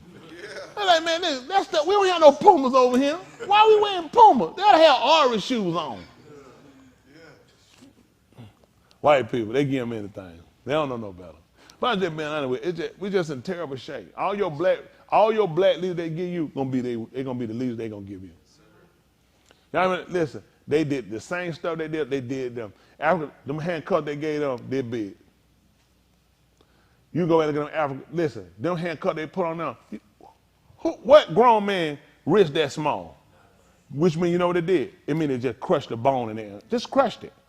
Because they locked it. When they locked, listen, it just broke the wrist. Niggas on here, he talking about the cuts and all like that. Or whenever they put them, when they screw them in, they break them. They break a nigga. When they get through, they break them. They look good because they teach us to hate Africa. They teach Africa to hate us. They tell Africa that we stupid, and they teach us they stupid. And we know they stupid if you believe that stuff these white folk been telling you. That we all in love with them, and we all go along with them. You got to be stupid. I just see Africa in a greater light. I see their potential. They just don't see it themselves. I don't know why the African Union ain't got together. They shouldn't be doing business with none of these people. They should be overcharging them. They shouldn't be never exporting nothing out their country. Everything should be on lockdown. They should have military on every border shutting them down. Nobody coming to Africa. They should have been came over here with ships and should have told them, all y'all niggas ready to go. Come on, let's go home. We're going to make things right. They should have been got it. You'd have brought the brains back. The play, listen, soon we get on the boat, soon we got here, whole thing going to sink. Isn't that right? Get me over there and let me get one of them big old things that go on top of my head and put an earring right here on one of my nipples. And give me a spill. And some shoes. I want to mess up these feet. And then go barefoot at the whole. We're going too far now. We're going to we sleep outside. Whole nigga. It's hot out here. I gotta have me some air conditioning. I ain't getting black mama bit. If I get bit by a black mama, I'm gonna be in a hotel. Isn't that right? Ain't gonna be in a hotel. I'm gonna have to tell that boy, hey boy, do something about your mama. Black mama bit, don't worry about it. You gotta be there. You gotta know somebody. That's all. You gotta know somebody. Smitty, why they hating? Why they hate, Smitty? Yeah, because she hates. But that's all. I'm going to get rid of this. I go out of time, fella. But we'll come back and finish tomorrow. This is important. But I do want y'all to be conscious of when we're going through here and we're doing this stuff. Y'all need to know the truth. I ain't 100% sold on none of these people tell me. Okay? Right. I'm not 100% sold on no definition of these people. Because I have to be conscious of the man telling me what words he's rendering. The words he rendering are not close to the word, the definition. Which means he's telling me I code like this. I use a word that a nigga won't think nothing of, and the meaning is totally different, but I do this. So I got to watch it because eventually he had to know it's at the fingertips. I know the people, these white people lazy. So I'm to believe that some white man sat down and came up and sat down and just learned every piece of information about us, all of the dialects and the meaning of our word, and came back and scripted out, and here you go. And then he told me he exhausted. I've been here for 400 years. Hell, I don't know every word he used. I'm just being honest. How much time did he spend doing this? I'm 54 years old. I don't know every word he used. Now you telling me he went, how long was he over that day when he came with this information, studied and came up with it? Because in order to interpret, you have to be, you have to be fluent. You have to not only just speak the word, you have to understand the basics of it. You know what I'm saying? It's those things. Who's in school that just taught you words? You went through the alphabets first. You had to learn sounds. You had to learn what words are made when certain letters are put together. Then you start moving into letting teach you words, and they start to teach you how to enunciate sounds. You think, I believe this lazy cracker did that. No, I don't. No, I don't. And you can be stupid if you want to. No, I don't. A lot of his words are argumentative. He said physical. I said physical. That's his argument. I don't listen. This man, listen. The man potato. It depends on how he feel and how he say it. Tomato. It's all argumentative when it comes to this man. Okay? So his words are argumentative, and I believe he got mine down to a science. This is exactly how it's enunciated. No, I do not believe that. I just want to be practical with y'all. I don't believe it. I just don't buy into everything, but I'm going to tell y'all this. In order to get back to where we're going, we got to dig through the pile of crap he done left us. Y'all want the truth, y'all want to lie from me. Y'all want to know where I'm at? Y'all need to know the truth. I'm tired of it. I got to dig through crap. Okay? I got to dig through crap. I got to dig through lies. He done changed borderlines. He done a whole lot of stuff, and he going to come back and tell me this the truth. I don't believe it. I don't believe it. They do the same thing they did. They ain't never stole no land from us. They never changed the borderlines with us, and they did it here too. So now you look ridiculous when you start to argue a point. Africa is actually the largest continent on the planet. But the white man get through, he's going to tell me it's Canada. Africa is the largest. They don't have nothing large in Africa. That's not what a white man, he's going to tell you Canada is larger. Canada one of the largest countries he's going to tell you in the world. Because he come, he cut stuff, he takes stuff out. Europe has stretched themselves over further they're supposed to be. The Greeks arguing with Turkey now because they keep moving closer. Turkey ready to go to war on Greece. Y'all don't even know it, do it. Okay. I don't know what. The Greeks have military right now. Listen, Turkey keep telling them, back off. You keep, this is what they do.